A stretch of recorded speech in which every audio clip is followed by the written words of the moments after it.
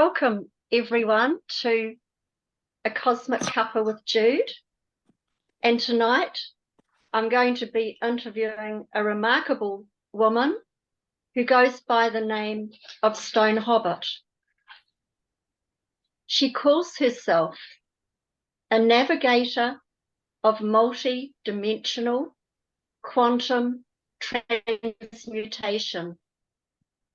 Navigating frequency signatures is what she does, connecting you to your higher self-awareness, deprogramming forms of spell casting, guidance in building the tools needed to manage and transmute negative experiences into positive energy.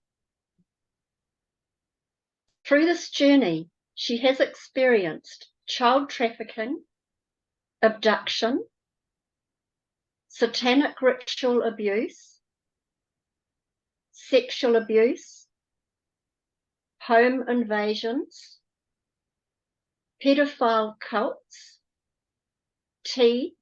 MK Ultra, stuck state programs, complex post-traumatic stress and anxiety disorders, I am not surprised at that, night terrors, and out-of-body and near-death experiences. She was a victim of the ACC Exist Strategy program with family, bloodline, genetic manipulation, just to name a few. She is a lifelong experiencer and survivor, from abductee to contactee to ambassador, walk-in, and hybrid. Stone Hobbit is a motivational speaker, author, radio and screen host, advocate, QPT, phlebotomy and psychology. As a multidimensional intuitive frequency, she has ongoing encounters with dimensional beings, orbs, plasma spheres, light beings, shadow beings, parasitical entities, greys, reptilians, shapeshifters, ghost and residual energies, along with regular craft sightings. Now, that's quite a mouthful, isn't it? So welcome, Stone Hobbit. How are you, my darling? I'm lovely, and thank you so much for having me tonight. It's going to be a ride, and it's a pleasure. I love the way you got through that. That was absolutely awesome. Thank you. You're welcome. I would like to ask you if you could tell us something about your childhood, please, and the family you grew up in. All right, where would you like me to start? Okay, so I was born back in the 68 to a young couple who had a child already. She was almost one. Was born on a stormy night. There was lightning that struck the hospital when my mother went into labor. I was a month premature. She died on the table. I was born breech, which was one leg first. And through the process, my mother was resuscitated back to life. And then I was born with what they called a veil over my head, which is the placenta. I was incubated for most of that month. And then around the 27th, 28th of that month, July, I was then allowed to go. We were allowed to leave the hospital. The next day, my sister, who had just turned one, and a few days, got into my father's medication and became brain dead and died. From when she was hospitalized, I was given away, and that was the start of my journey. I was then given away periodically throughout my lifetime. And it wasn't just to caregivers, it was to the unsavory type. The unsavory type. I was what was known as an initiate, which was that small child, that toddler that got passed around and sold for nefarious reasons. So from then, my parents were part of a cult called Albany's, Centrepoint Albany. Were these your adopted parents? No, this is my biological parents. Like I said, I was given away. It was Yes. back and forward, back and forward, back and forward. Yeah, in the times that I was living with my biological parents, I was being sexually abused. I was child trafficked. There's so many different areas to it, and I eventually escaped it. When I was about 14, I came back because I was born here in New Zealand. I'm a New Zealander through and through. And then in the 78, 79, when the stuff was coming out about Bert Potter and Centrepoint, we were uprooted, and within 2 weeks we had gone from living in a small village called Kaingaroa Forest to Henderson to Western Australia. And basically what I'd experienced here in New Zealand, I ended up going to another level of experience, and I'd basically seen my life several times. I've been through stuff that I don't know how I've survived. I really don't. But as I've gone through the process, I've had different beings showing themselves. At first, I didn't recognize that there was a pattern. It's only in the last 15, 20 years that I've been putting the magnitude of all the different splinters that took place together and working out who I could trust, who was involved in what, how and what they knew and why they were protected. When I was going through ACC, this goes back for such a long time, and I only learned a few years ago that they have to go back and start do a payout from the time when you first put in your papers. And so they did their best to stonewall me, gaslight me, you name the whole process. I was going through counseling to find out why I was having terrors, why I was experiencing the thoughts that I had. I was being told that what I had experienced as a child was wrong, was bad, was, all of these things. But the programming that I grew up with, I was led to believe that it happened in every family. Everybody was doing it. This was the normality. You had swapped and traded, and it was just everywhere. When I was in my early teens and I started reaching out for help, those I reached out to were involved in one way or another, from one town to another town to another. I'm writing all my memoirs and stuff down, and going through my timeline, there were 26 different homes. There's 13 different schools. And it just goes on and on and on. To write down the list of the amount of sexual abuse that I went through, I can't tell you it all, because there were times when I blacked out. I was suffocated, I was strangled, asphyxiated. I remember walking in one way and coming out and waking up and walking down the street another way. What happened to that time in between? I remember it happening in Kaingaroa Forest. The only thing I remember is I'm walking out of a forestry carrying a couple of rifles while there's two adults carrying a deer and somebody taking photos of me, and I'm covered in blood. I know of the rituals that took place down there and how they were connected.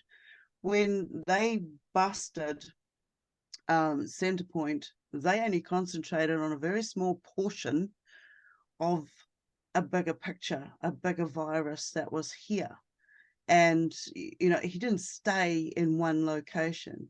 Every place that I've ever lived in my lifetime, there's been something. There's been someone who stepped forward and said, "Oh, I remember you when you were little. you know, and things like this. So through that process, I mean, I've witnessed it. I had to stand up one day and lie and lie and lie to this woman to protect myself. I knew that if I broke at any point of being questioned, I was not going to make it home. I was not going to make it home alive. You know, I went to work at a very early age. I was doing correspondence school because I was living in Western Australia. The little town that I lived in, where there were a lot of rituals and stuff that went on, got wiped off the face of the map. And when I was going to counseling and I had to come up with all of this, you know, regurgitate every experience that I had, I went through the process of asking questions of these counselors, asking why their behavior was the way that it was, because I didn't see them doing the job that I was told that they were going to do for me. And so I started questioning earlier on. I started seeing they were taking my information and what they were doing with it. I ended up going from there to doing psychology and passing my, you know, some of my degrees and stuff in psychology, just so that I had the basics of knowing what they were saying to me, what they were talking about behind my back. I have a folder full of information that they have on me, and there's other people like me that went through these groups, and I've seen them disappear. I've seen them disappear. I've seen people die in front of me.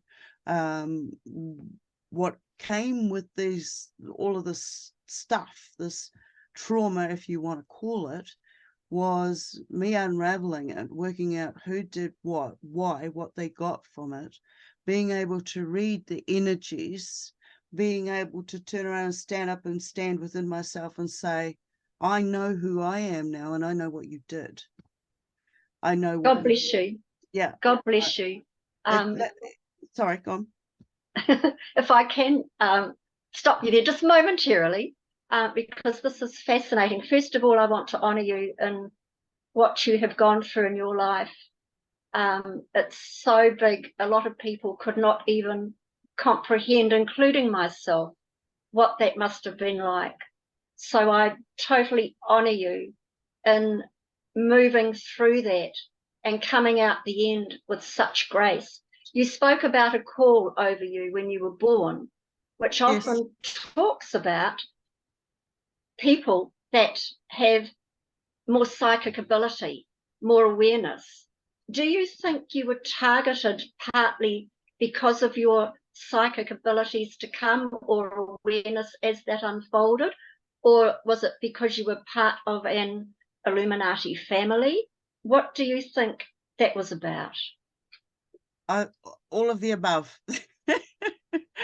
I've over the years, I mean, every day, if you allow yourself not to be a master of something, you're always going to learn more. Okay, it's never going to end. So I allowed myself to go,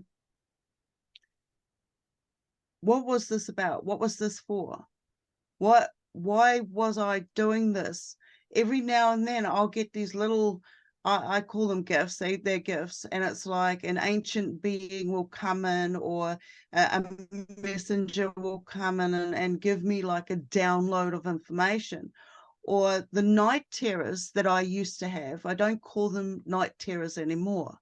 All right, okay, I know all the research in the background says if you're raised in trauma that you're going to more likely have night terrors.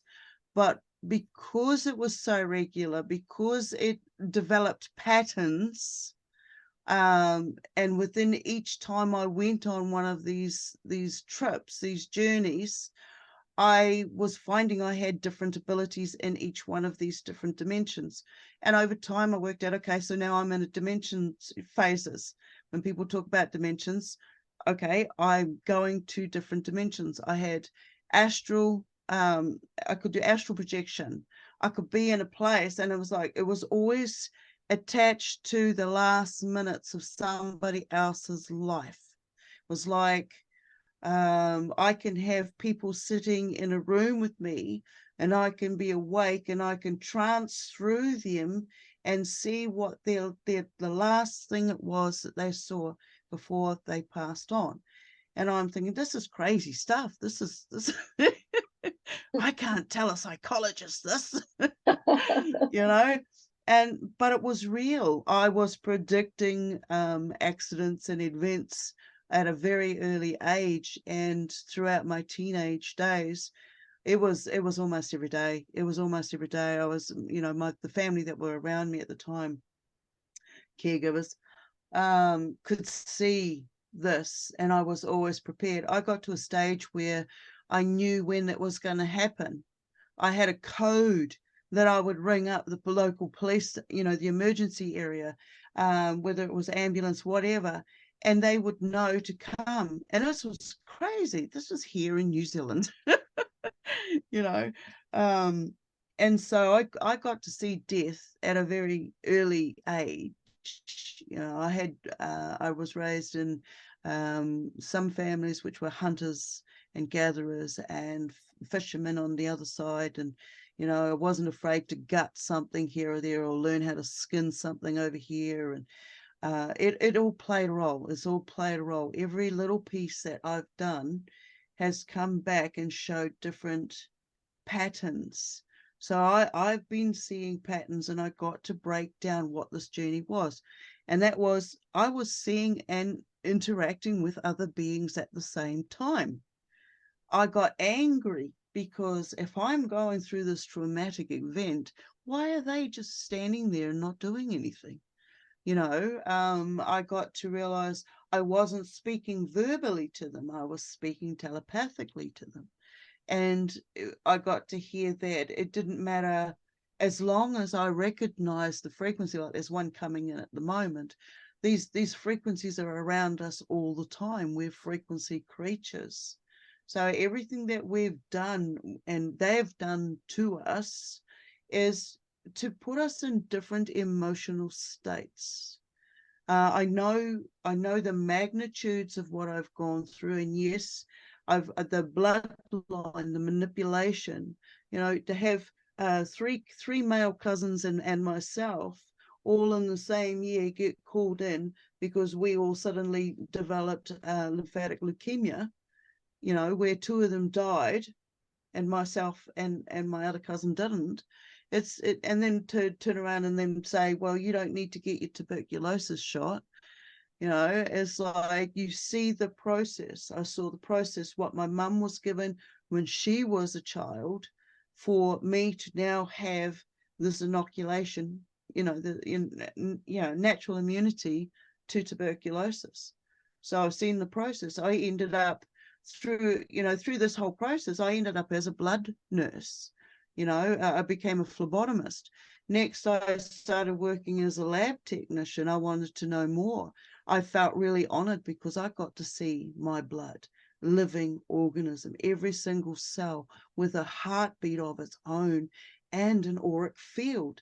Well, I had to get out of my box, and I had to realize that I had to start taking care of this vessel, because this is more than being a parent. This is a universe. This is a universe.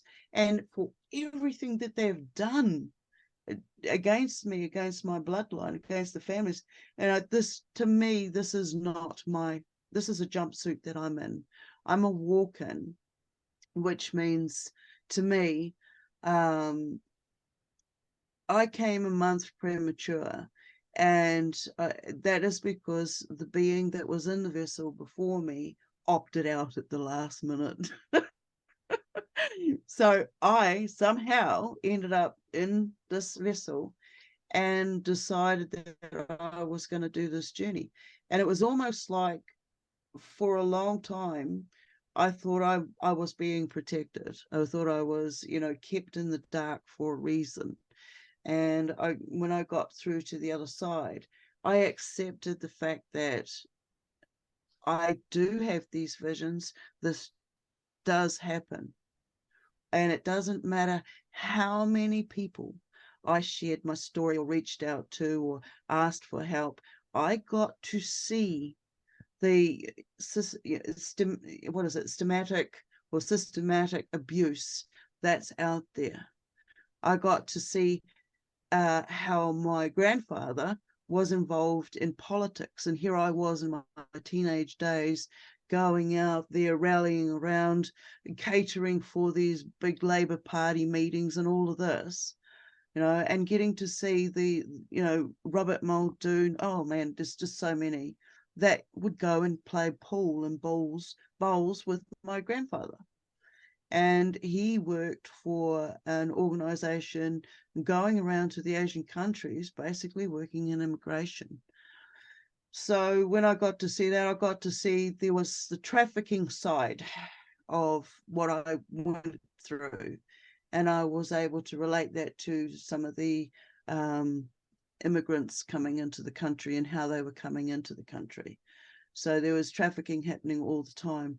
When it comes down to the exit strategy, all of the members, there's a lot of names in that list that were the specialists that I had to go and work with. And they did absolutely everything in their power to stonewall me, gaslight me. I got ill. I got so ill. I had to walk away from so much. I ended up later on with pneumonia and in hospital. I had. So just to stop you there, if I may, you're really saying that this infiltration was everywhere. Oh yeah. Oh everywhere. Yeah. And no matter where you went, yeah, you were being stonewalled by those in power. Yeah. I got asked to go and see a specialist one day, and on that day I got a phone call to tell me that one of the main pedophile cult leaders had just died. And then I got another phone call saying it was almost like a threat, like you have to come to this appointment, this counseling appointment, to do with these people that did what they did to you. Otherwise, this is what's going to happen to you. And so I had no choice at the time because my mindset was in a stuck state, right? Programmed, boom. Anyway, we get into this taxi that they supplied, and we knew straight away there was a camera watching me and a microphone listening to me. What the hell? I'd never seen that before in a taxi before. And I said to the chap once we got there, was you filming us? And he's like, no. And I, by this stage, was up on body language. All right, I've always had these other abilities that kicked in later on, and I'm good at body language. I can read people.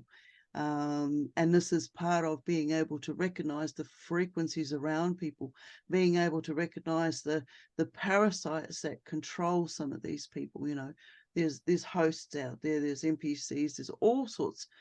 It's amazing what we're actually living in right now and who's actually here. Oh, it's crazy. I love it. Are you, or would you say that the trauma you went through exacerbated your psychic abilities to bring them out more? Or do you think that would have been a natural occurrence to the degree it has been anyway? I would have to say that the trauma, because trauma comes in many forms. I fell out of a tree and went deaf, but my other senses were heightened. I crashed into a concrete lamppost and I went completely blind. My other senses were heightened, right? So even though my senses were heightened, there was still stuff that was going on. Having my senses heightened, I was able to pick up on communication with these beings, some of the beings it was easier for me to communicate with. Not a good way to gain them, though, is it? I mean, No. A concrete wall doesn't sound like a grand way to go, darling. No, I know.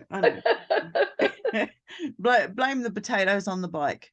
I don't know, the forces that were around me, whatever. It was meant to be. I was at the right place at the right time. Oh, really? No, you know. So I do. It was one of those things. It was just one of those things that happened, and it's but later on down the line, I saw that these became markers for me. These markers showed me there was a lot more going on than what was meeting the eye. You know, I still have encounters where I see people that have died right in front of me, looking me straight in the eye. And it was like, to me, you know, I was 5 years old when that particular encounter happened, but it was like I can still see every little detail about their face. So the other ones are, I can look at a map book, and there was one stage there of my life when I was seeing dots everywhere and I couldn't figure it out. And then one day out of the blue, I said, let's go and have a look. Let's go to one of these dots and see what we see.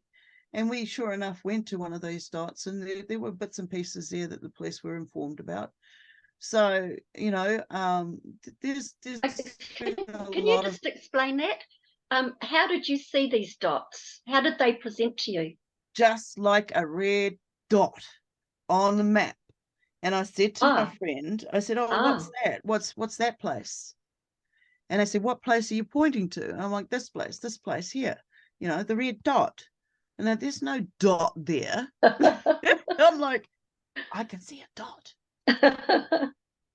And it happened a few times. So I put that one down to being able to locate, and I did find a few things over the years under anonymous. Through the system, they have to have facts. They can't work with psychics or mediums. They have to have facts to be able to actually find evidence, you know. Such a 3D experience, isn't it? It's absolutely insane. It's every level has levels. All right. People I worked with in ACC who said they were going to do A, B, and C turned out to be doing everything they could to ridicule me, you know, to make me out to be crazy or a liar, you know, and all this other stuff. They asked me for information that I wasn't aware I had no need to give to anybody.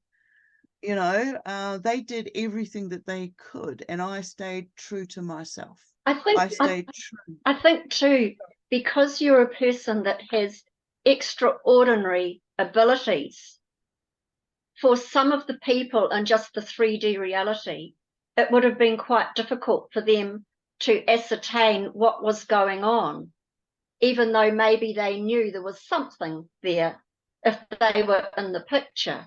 Would you agree with that? Well, where I'm coming from, everybody that I knew that something was going on. Like aunties and uncles, they knew the history beforehand. So, you know, he went through it, and so he continued the practice. They knew this stuff and did nothing about it. Well, as soon as I spoke up, it was turn a blind eye, don't, you know. And as far as I'm concerned, if you're aware something's going on and you do nothing about it, you're just as guilty as the person doing it in the first place. Did you have anyone as a friend or anyone you could turn to? Anyone as a mentor? No, I was so guarded and so protected that there were rules. I didn't realize how imprisoned I actually was.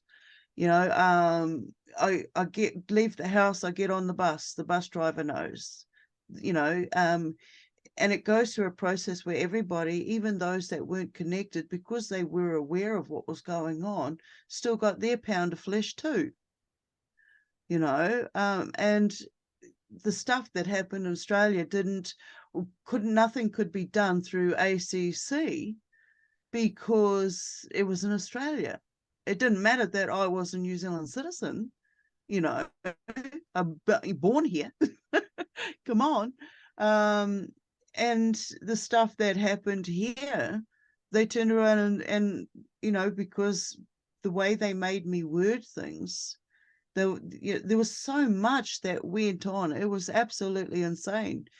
And when it switched over, when I decided, okay, that's it, I had enough, I can't do this anymore, this is killing me, I have to walk away or it's going to kill me, you know. And I walked away. as soon as I did that, oh my goodness, talk about, we had canine dogs in, officers, civilians, so, running past, canine units and stuff.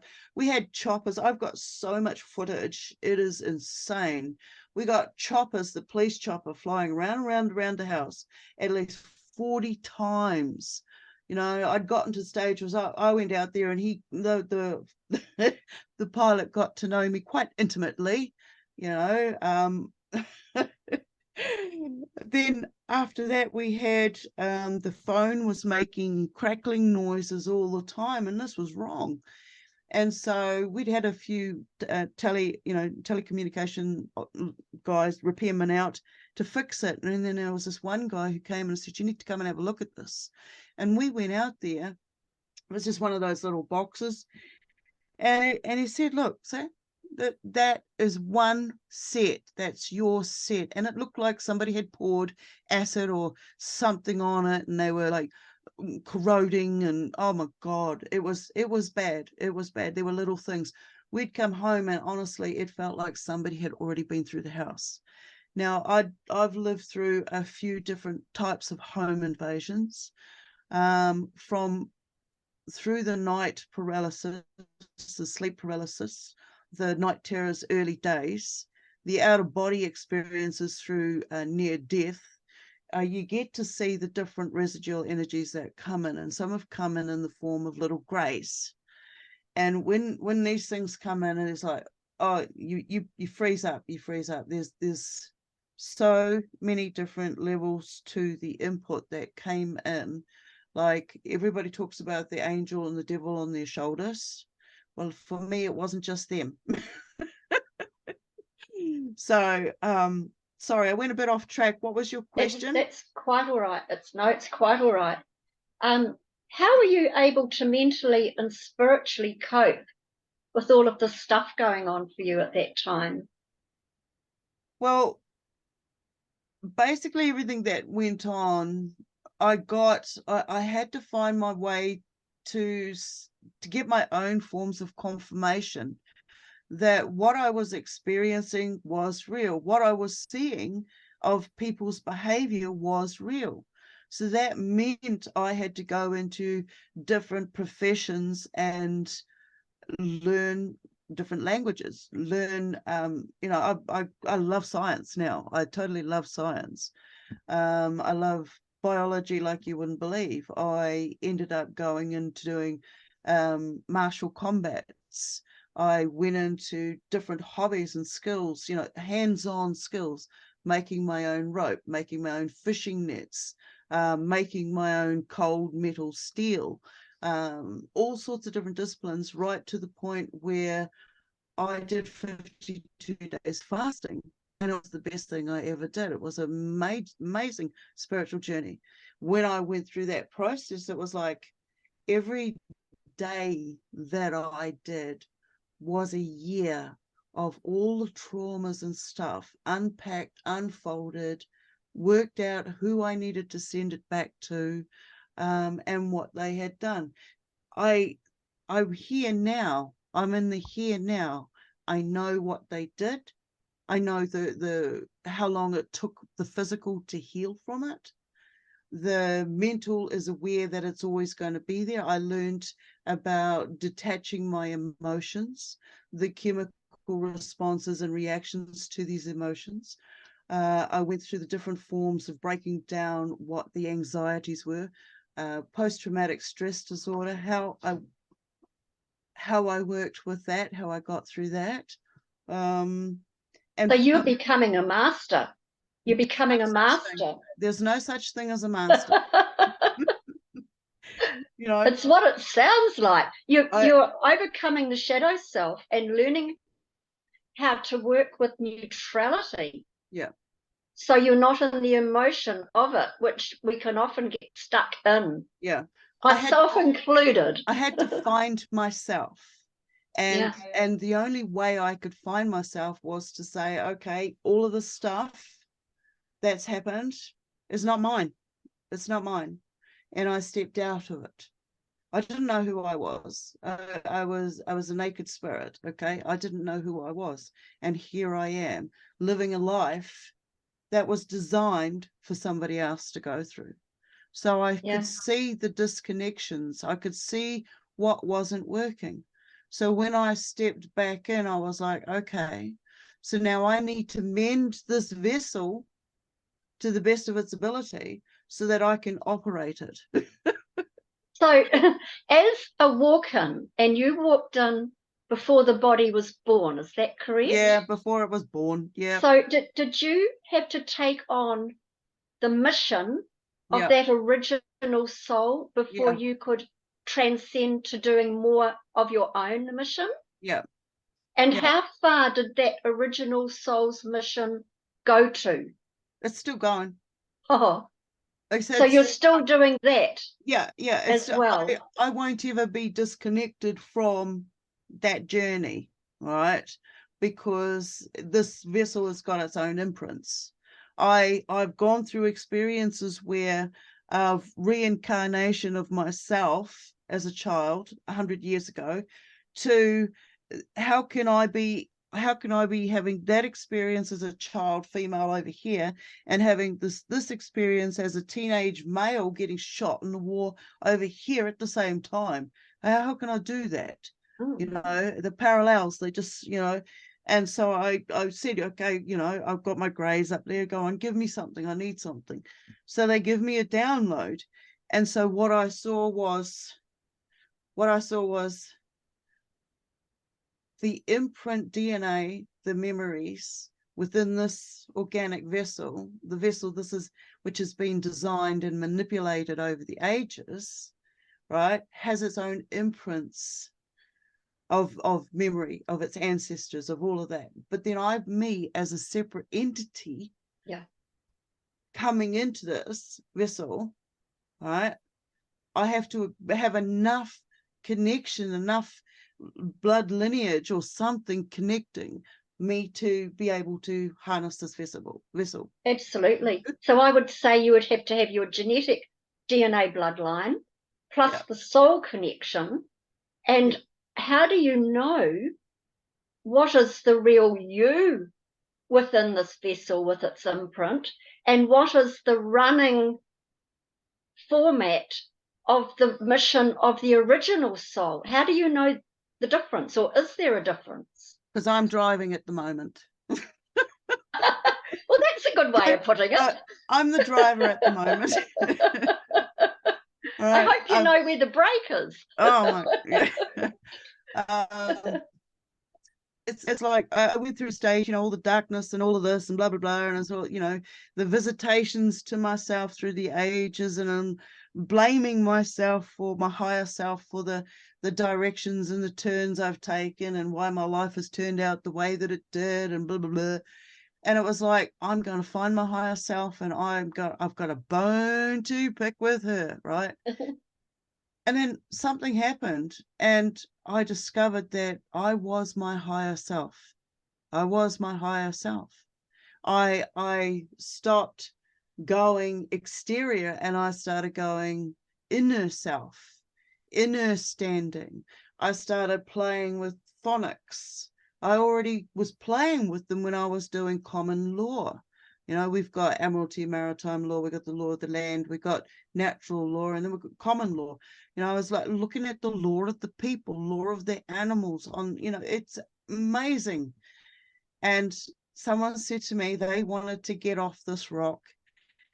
And I said, look, the only way you're going to get off this rock any faster is by wanting to be here, you know. And by wanting to be here, you actually get to see the beauty that's truly surrounds us and the magnitude of the communication, the frequencies, the energies that we actually are. And it shows you why the forces have been so strong through the generations at keeping control, because we are so much more. Right. So I might have come through the dark stuff, and I know there's always going to be dark stuff, but when you're able to read your own programming, all right, You can turn around, some people will turn around and say to you, you talk about programming like you're AI or you're a robot. Well, that's just someone else's limited process. All right, you use the tools that work for you, that resonate with you at that time. If you hold on to something too long, you're going to get put into a stuck state, a routine, a rut.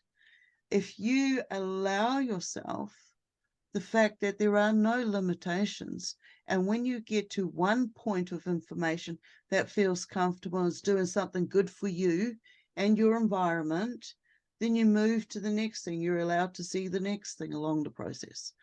So, you know, there's so much more going on behind the scenes. And because I can see this, I can see why I was targeted. I believe that some of the abilities and information that I have is because I was a walk-in, because I wasn't connected. It's what I've brought in from all the other incarnations or wherever, however it works out there, you know, and I'm here.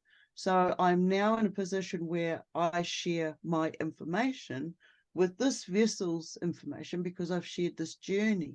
So whatever I experience, if I was to pop out of my vessel now and come back in, you know, with a download or whatever, I'm going to share it with this vessel, and this vessel is going to morph it, because this vessel is a filter. This is an organic filter. It's absolute true magic. Everything about it, your fingertips. If you stop using knives and forks that are made out of metal and you start using wood or your fingertips, you'll find that you'll be satisfied a lot sooner because your senses on your fingertips are connected with your gut brain, and it's telling all the enzymes, all your flora and everything down there, this is what's coming. But if you're picking up that metal and you're putting it in your mouth, you're telling your gut brain something totally that's not correct. Here comes a sharp. That is fascinating. I didn't know that. Oh, it's been a process. Wow.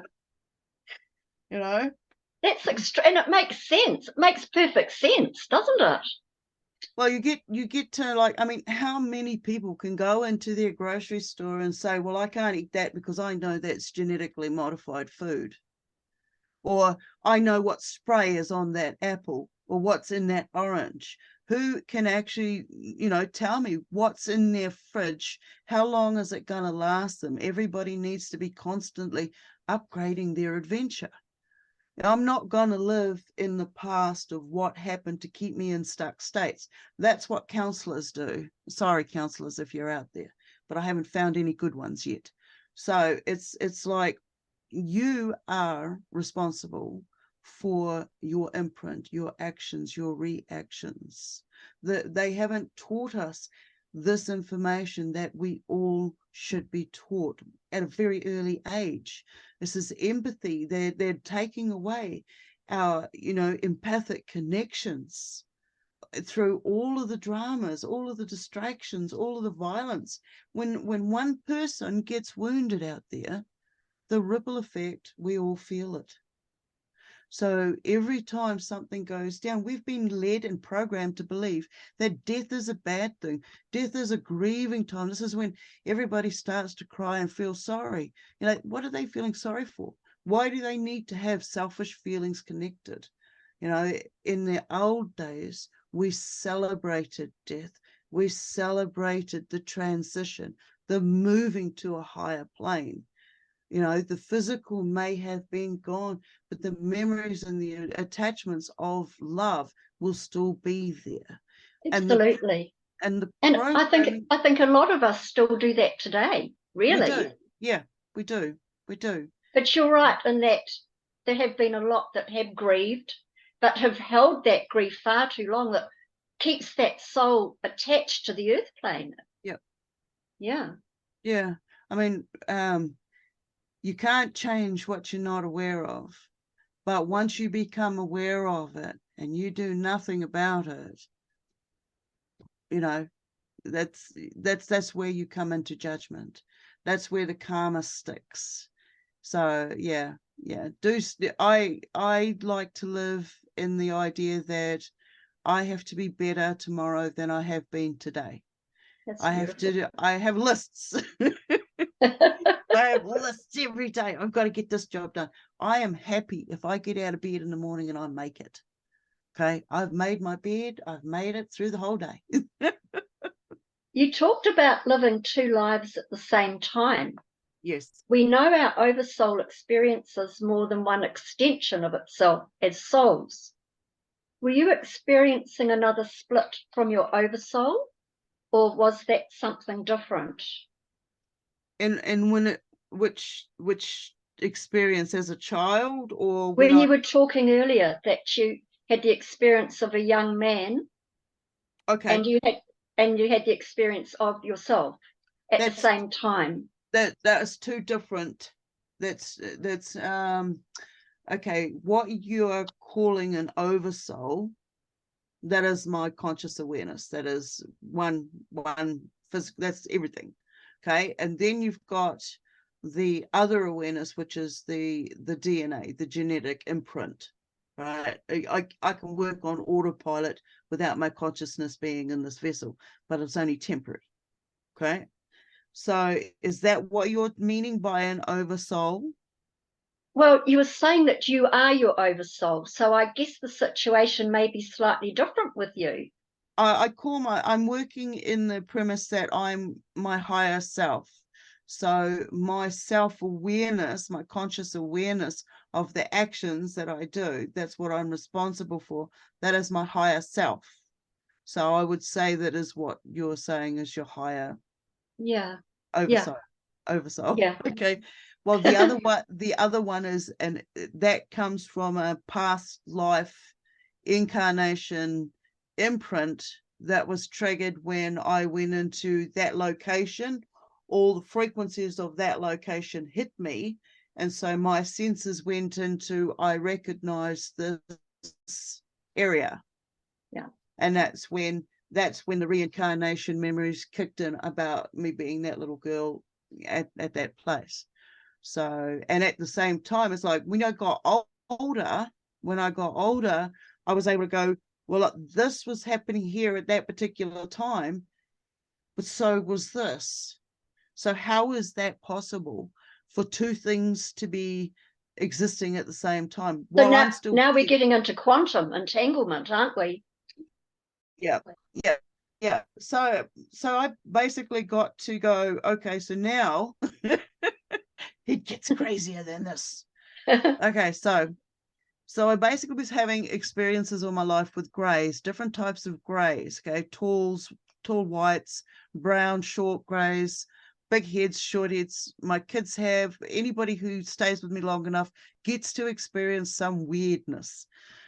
So in one of the encounters with these greys, I'm on the table and I've grabbed a copper bracelet from this older grey guy, and he telepathically says to me, my wife made me that. You can't take that. And the thing I remember about the bracelet, it was a copper bracelet, and on the inside, it was just nothing on the outside of it. It was just a copper bracelet, and on the inside of it, that touches the skin, had these almost like pyramid points. So they were like pressure points, So they would touch it. I don't fully know how it worked and stuff. I just tried to steal it off his arm. At that stage, I was trying to bring stuff back here with me from wherever I ended up. I'm one of these children that went missing 3 or 4 times while I was here in New Zealand, and had the police out hunting for me. Okay, and then I would turn up in some really weird, bizarre location. Anyway, you have to read the book for those experiences. But when I did that, I had a reptilian step into the area where these greys were and take me from the table, and took me up another dimension. I remember the dimensions because of the juttering I felt when I went up the steps. The greys stood there at the table as if they were in a bit of a surprise that was going to happen. But when that happened, the connection I had with the grey that I took the bracelet from was, this was a version of myself in the future. And of course, nobody wants to believe that. Nobody wants to even think of that. And then not too long ago, I was sitting here and I had a download come in, and it was, must be about 3-4 months now, about the fallen angels and AI in humanity. And I'm like, okay, so what you're saying is once upon a time we were all angels, and the creator came along, who was also an angel, and said, okay, well, we're going to collect the DNA of you angels and we're going to create man. And then man was created, and you had two sides that said, one said yes to it and one said no to it. And then there was this massive battle that took place, and a lot was fallen. There were a lot of fallen angels on both sides. So then I was like, okay, so now you're saying that I'm a fallen angel. Of course, this is crazy stuff, right? I'm like, okay, well, if that's the case and this information fits here and here, it shows me about the AI. It shows me what they're doing with the AI. And the deeper you go, you start seeing which countries are designing and have been doing it a heck of a lot longer than what they're coming out with and saying, you know, genetically modifying animals, human, fruit, foods, the whole terraforming, okay, terraforming. And then you've got the weather warfares, and you can see everything that these governments are doing. It's not just New Zealand, it's every government is doing it on one level or another. So then I started seeing them as farmers and what they're doing and the energy that they're harvesting from the people. Each time there's a new distraction. So I went, okay, so now the Greys have come back and said, if we don't change now, if we don't stand up for ourselves now, at this particular time, we're going to end up like those Greys, with no empathy, no feeling states. The emotions are no longer, we have no room for emotions. We need to hold on to our emotions and know it seems how that they there work. is a bifurcation, would you not think, with Yeah. those that could end up like that, and others that know there is an ascension process happening, and those that hold more frequency and light. Yeah, I've tried to, as we all probably have in our own ways, let everybody know what's happening around you. You know, you don't have to go very far to see what's happening around you, to ask how somebody else is being treated. I did a course not long ago. I was running a course for people not long ago. One of the things I developed was a character sheet. All right, basically it goes through your whole timeline of life, where you've been here, what your likes are, what your dislikes are, where your favorite colors came from, you know, whether it's your like or somebody else. Now this is borderline working out what lifetimes you've had, where you know, right through the incarnations, what you're attracted to, where it comes from, getting to know your inner self, so you can take yourself to that next frequency. Every time we go into a frequency, we get new information comes along. That new information comes along, it pushes the old stuff aside, or you can choose to assimilate it. There I go again, assimilated. It's what do you want to be? Being aware of how you look after this temple, your physical temple, you know, how you look after your fauna. It has a resonance on your environment, and it just grows and grows from there. So when you've got something bad happening over here, you've got to step into a higher frequency to counteract that for somebody else out there. That's what I call boots on the ground at the moment. I'm in the mud all the time. There are, with the energies and forces that are here, people are splitting. They're this, because we've lived so many incarnations. I mean, if you go through our imprints, you'll see that we've got plant life in us. We've got, you know, we're located, some of us are located here in New Zealand while others are located in Australia. But yet there's DNA in the Australians that come from here in New Zealand. But they've got no history or ancestors that have come here, but they still have that DNA tracer. You know, this is for all of us because we've been here so many times. There's all these other layers that are going on that are starting to show themselves. The veils are lifting for everybody. So if you resonate in one area, like if you're working with stones at the moment, those stones are going to start talking to you. You're going to start seeing them change. You're going to start seeing value where you didn't see value before. So in doing that, you've got to make sure that you also value who you are and the journey that you're having. As if you want to move forward and get through everything that's coming, everything that we've just recently been through, you've got to allow yourself to keep stepping up that energy, okay?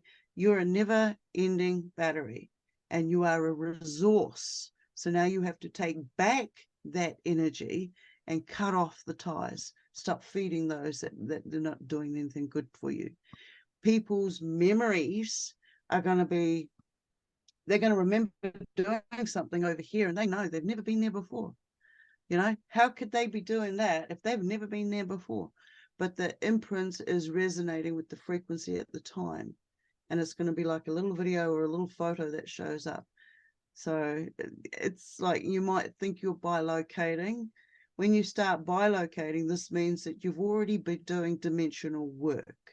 You've already been traveling in different dimensional fields. So, and you'll know your markers because you put them there in the first place. Can you talk about the different dimensional fields and realities, and generally speaking, because I suppose that's a dissertation in itself that could go on for hours. But Yeah. are you able to talk a little bit about these different dimensional fields as you have seen and witnessed them? Okay. All right, let's start with when I started becoming a lab technician, and I started looking into the blood, and I saw the auric field around the living cell, healthy, bouncing around, moving all over the place. And as they get older, they group together so that they can harness each other's energy before they die off in a pack. So when I got to see that, I mean, I've been seeing auras for a long time, but I never understood what the terminologies were as a kid. I just knew I had abilities. And so I could see this haze around people. Some people, was quite a big haze. It came out quite, you know, but it was always just a haze. There was no colors to it. And then as I got older, people were saying, oh, can you see this? Can you see that? And I'm like, no, I can't. And then I was walking past a tree one day. This sounds crazy. I was walking past a tree one day, and I heard somebody yell out, and they yelled out my name, and nobody uses that name. So anyway, I turned around to see who it was, and it was the part of a tree was glowing. And when I looked at it and I started scanning the whole tree was glowing. And I said to my friend, wait up. And I ran back to the tree and I looked at it, and I felt like it was communicating with me. And I could see the color of the tree around the tree. And then later on, when I got home, I started noticing when one of my kids came over, I could see their aura. I could see colors. I could see. Wonderful. I then realized that what I was looking at when I looked at the rainbow was each color, each segment was a level of frequency being density that reflected in the color that we could see, that we recognize as blue, purple, red, yellow, green.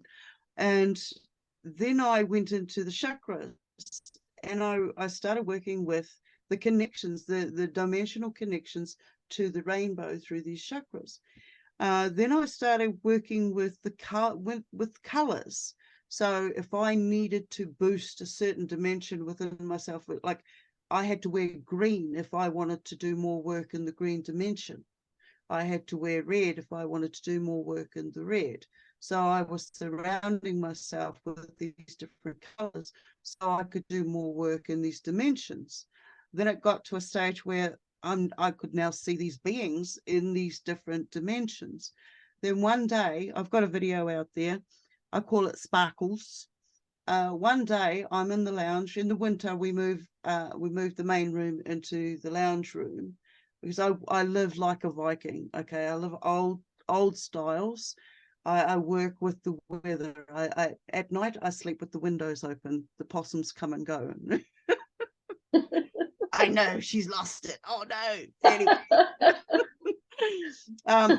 So I got to see the different frequencies. Anyway, this particular day, the bed's in the lounge, and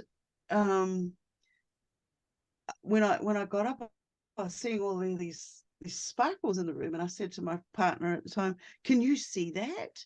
Can you see that?" And they're like, "Oh yeah, go and make up coffee, blah blah blah." They're so used to crazy things they don't even care anymore. And so I thought, well, if I can see it, then I can capture this on the camera. And so I held up the camera and I started videoing, and these flashes, these orbs were coming in all over the place, and they were big and they were flashing, and I got it on video. And eventually I saw a being morph by the curtains, and I'm like, wow, this is real. It's really real. And then we started getting the plasma spheres coming, and they look like balls of flame flying around the skies, and they can turn white, and they can dim right down until you can't see them. But if you trained yourself long enough, you can see the little ring around them. They came down into our courtyard so low that if I'd had a broom handle in my hand, I would have been able to touch this bloody thing. Anyway, the mothership, we call it the mothership, it's a small mothership. Okay, it was like a sack, if you can imagine soccer balls going, and you put them inside this sack, when you're going to clean up after PE. Well, it was like that, but it was dark like a cloud. So when the light went up inside it, you couldn't see it anymore. It was like it was cloaked. And it went up over the water tank, around the house, up over the hedge, and over the trees. I'm like, whoa. And then not long after that, we were having a lot of encounters with this particular type of sphere. We would be out in the distance, and suddenly we would see one, we'd make contact. As soon as we saw it, we knew it had seen us. So there was this traveling around West Auckland, and we'd see these spheres popping up all over the place. And then one day I'm in bed, and I had one of these spheres come through the roof, come down next to us. My partner was out running at the time, and it went to the end of the bed, and it split. It morphed into two beings. One was taller than the other one, and then they morphed back into one, went along the end of the bed up to where I was, and it leaned right over top of me. So it was like maybe about this far away from my face, and it took on a skin texture that came up. And when it got to the eyebrows, I recognized the facial features. I recognized the facial features as my friend who was running, and that freaked me out. It was my own fear that broke that moment of communication. When I thought that, the thought jumped in that this was my partner, this was his spirit, something's just happened to him. So I flung myself out of bed. I'm awake, I'm sitting upright, I'm awake. Ran out of the room screaming. My flatmate jumped up and stuff, and just as we got to the front door, my partner walked in. It wasn't him at all. It's like, wow. So after that, I went through are these things Wi-Fi driven remote devices? You've got to go through the whole procedure. And where I live now, there's no Wi-Fi out here. There's no cell towers. There's no street lights. There's no life. And then one day I turned around and said, well, they must have been Wi-Fi, because I'm not seeing them out here. And I'd been out here for about 6 months by that stage. And then all of a sudden, as soon as I said that, there they came. Like, half a dozen of them coming towards us. We'll see them all the time. We can sit outside, and like one day we were sitting outside and we saw this light in the distance, and we thought it was a star. No, it's too big and it's moving towards us. And it got closer and closer, and it got higher and higher than the post was. And by now it's over top of us. I'm running inside to grab the camera, and I come out, and as soon as I turn the camera on, it goes blank. Do you know where they've come from? Do you know what dimension they've come from? Oh, this is their dimension. I mean, there are some beings that can, okay, some beings use us as portals to get into the dimensions that we can access, that they can't access. Some beings can access these dimensions and access the other dimensions at the same time. Like I was saying, the Greys took me into one dimension, their dimension. It's not this 3D solid matter dimension. Then, but what they could do there can have physical impact on you here. Okay, I've brought back burns. I've got scars. I've got, there was burns, cuts. I woke up one day, I had whip marks across my back. And there's no way I was doing any activity prior to that. But the night terror that I was having, I was running for my life from some whipping that I had just received. So, and I got the burn on my arm at the same time because it hit the hearth of rocks. Wow. So these are obviously not the good guys, are they, if they're doing that to you? Oh, well, what you do in some of the dimensions, it's just like us doing it here. We're going to bring back some of the bruising and some of the markings. That's why I said I was trying to train myself to grab something from another dimension and bring it back into this dimension. Right? But why would they harm you so that you would have a mark from harming? No, it just depends on which one you step into. Like in one of the ones that I stepped into, I was whacked in the back of my head getting into a car, and I went blank, and that was it. It's gone. But I can tell you everything else about the whole thing that, played out, and I can show you the lump on the back of my head that I have from it. Now, I don't know what I was doing at that time to put myself in that position. I can just tell you about the parts that I could experienced and brought back. Have you been able to bring back anything physical apart from what's been on your body? No. Have you been able to bring anything back? Not yet. And I haven't given up trying. I never give up. No, you can put yourself into whatever psychological state that you want to. You can, when you see how emotions are used, you can stop them at any time. You can change the outcome at any time. There's nothing you cannot transmute. And I could tell you that I have been through some pretty horrific stuff and being able to get, it takes a long time. I'm not going to say that it's going to, boom, you're going to work it out overnight, because you can't. It takes a long time to actually go, okay, well, I accept that now. There is a process to this. You can get through it. So would you say that these other beings have been working with you and or for you, or are they on their own agenda? As above, so below. I've encountered parasitical entities that harvest energy off people by putting them into situations where chaos is going to take place, drama is going to take place, and I call them psychic vampires. Yeah. Okay, you can go into somebody's area and all of a sudden they take a whole lot of your energy, you're drained and all of this. That is what's going on. I've seen a few of these. I'm not dissing churches or anything, but a couple of the places I've gone into, I've seen these beings harvesting off the elderly like you wouldn't believe. And it was very interesting. I stepped in and everybody turned at the same time. And I knew straight away that it wasn't them turning. It was the parasite, the parasitical entity that turned and saw. The one on the stage saw, and then all the others turned at the same time. And you could tell it wasn't a natural turn. Yes, you get negative ones that come in because they harvest on the darker sides of your experiences. And they're there to create, the darker stuff that happens.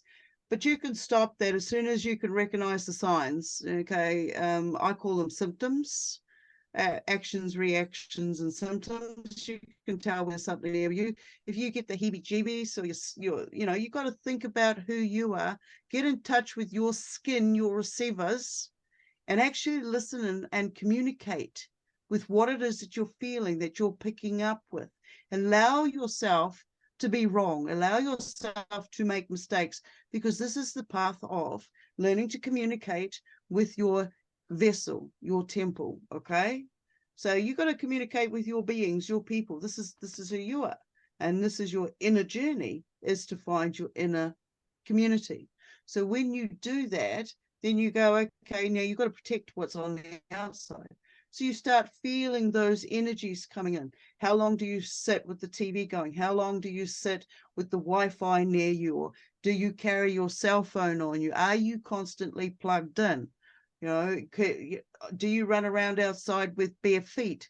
When was the last time you did that? Or you're always walking on concrete with rubber shoes on, with socks on all the time? When are you allowing your body to actually take in some of the nutrients from the atmospheres? This is all these elementals play a role in the way you communicate with your environment, with everything around you. There are good ones out there as well. When I was younger and the darker stuff was happening, and I'm saying, why are you not stepping in? Why are you not stepping in? It would make me, as a soul character, seeing what was going on, angry. It was one thing to look back and go, oh, well, there's this thing taking place over there. And then when the taller being said to me, well, you step up and try to help, and try it. And you can't do anything when you're in a spirit body to the physical, when you're not aware of it. Okay, when you're not aware that you actually have abilities while in that state, in that dimension. But because I was able to bring back wounds and stuff from experiences, I was able to see that whatever I do while I'm in that dimension is going to have some form of impact, both on me and the physical here in this reality, and could ripple out and could also do the same on those dimensions. So how could that happen? I've just got a bit of a thing about this with you being marked in that way. It upsets me to think that you've come back with marks of harm. How is that benefiting anyone, least of all you? How is that benefiting? I in the old days, I never looked at it. I never really got into the fact that, it was just more like, oh, I had this experience, this is what's happened, take care of it so it doesn't get worse. Okay, and then get on with life. And then the next one would happen. But then you just go through the same routine old thing. Okay, I've got this over here. Take note of it, move on. I never really looked at who was doing what. I was always in survival mode, always in running through these different things.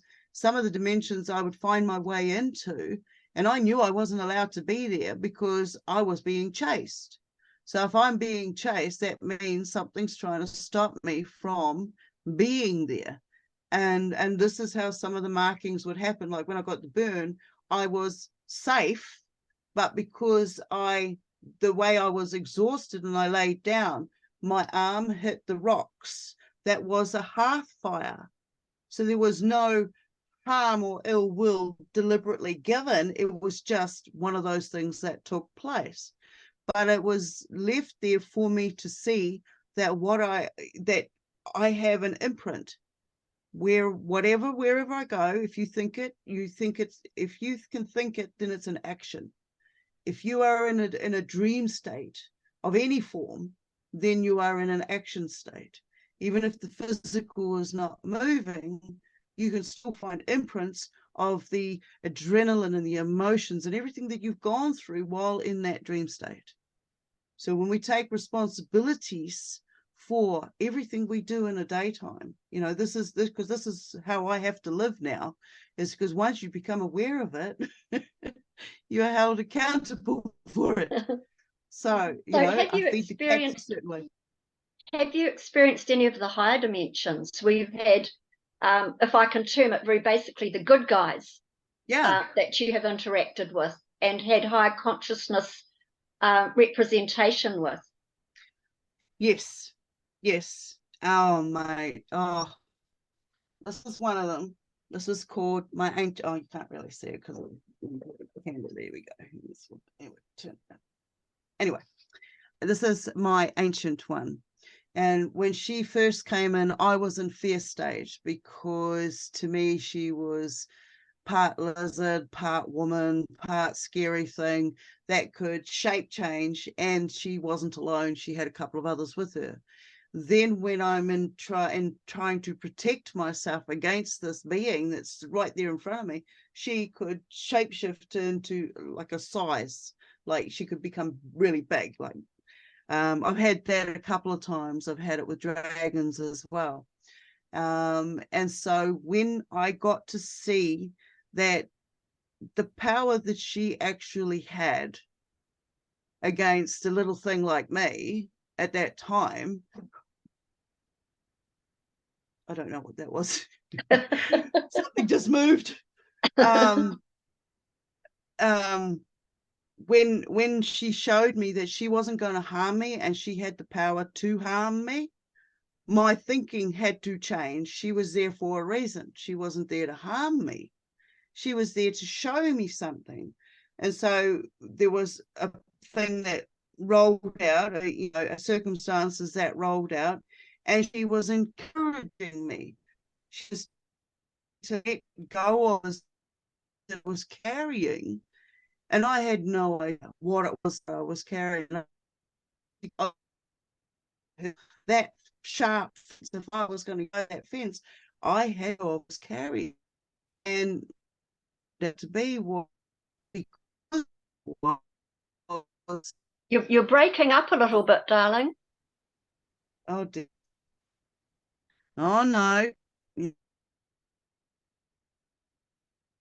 What Just a about wee now? bit of breaking up.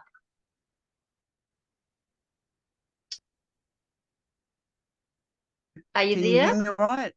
I Yes, can hear I'm you here. now. Yes, I can hear you now. Yep, it's all good.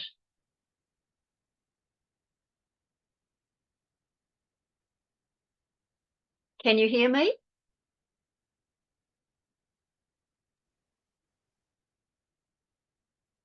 I couldn't unmute myself. Hear me all right? Yep, we're good. No, she came and gave me evidence, and there have been things that have come in. Like I had my shadow reptilian, he comes in, seems to keep me out of harm's way. It was one time I'm driving from Warkworth and my infant baby, and I don't know what happened. The car started to spin. There was traffic coming one way and there's a cliff on the other side, big drop, and the car started to spin. My baby was a baby. There's no way he could have pulled on a handbrake. The handbrake wasn't on. But the car started to spin and this voice leaned over the top of me, and I felt it lean over the top of me. And it said, let go, let go. Now, who let go? Who lets go of a steering wheel when you're spinning out of control? Well, I did. And I ended up parked in a driveway so close to the concrete power lamppost that he couldn't open the passenger's door. Wow. Right. And the guy that was the driver at the front of the road coming towards me had stopped, and all the traffic had stopped, and he came running up to find out if I was okay. I didn't know what happened. I waited for all the traffic to go past, and I pulled out and carried on driving. And when I got to the other side of the township and stuff, that's when I felt the shock hit me. Yeah. It's always good when it doesn't happen in the moment, isn't it? Yeah, yeah. So I have had beings. I've had a lot of beings act when I really think about it have come. Some of the experiences that I've had, because I didn't understand them back in the time, and it was just horrible, horrible, horrible all the time. That's just what it was. But as I got older, I found I had a little bit more freedom to ask the questions. I had a little bit more movement in freedom in the dimensions that I was in. So I was exploring more. I was asking more questions.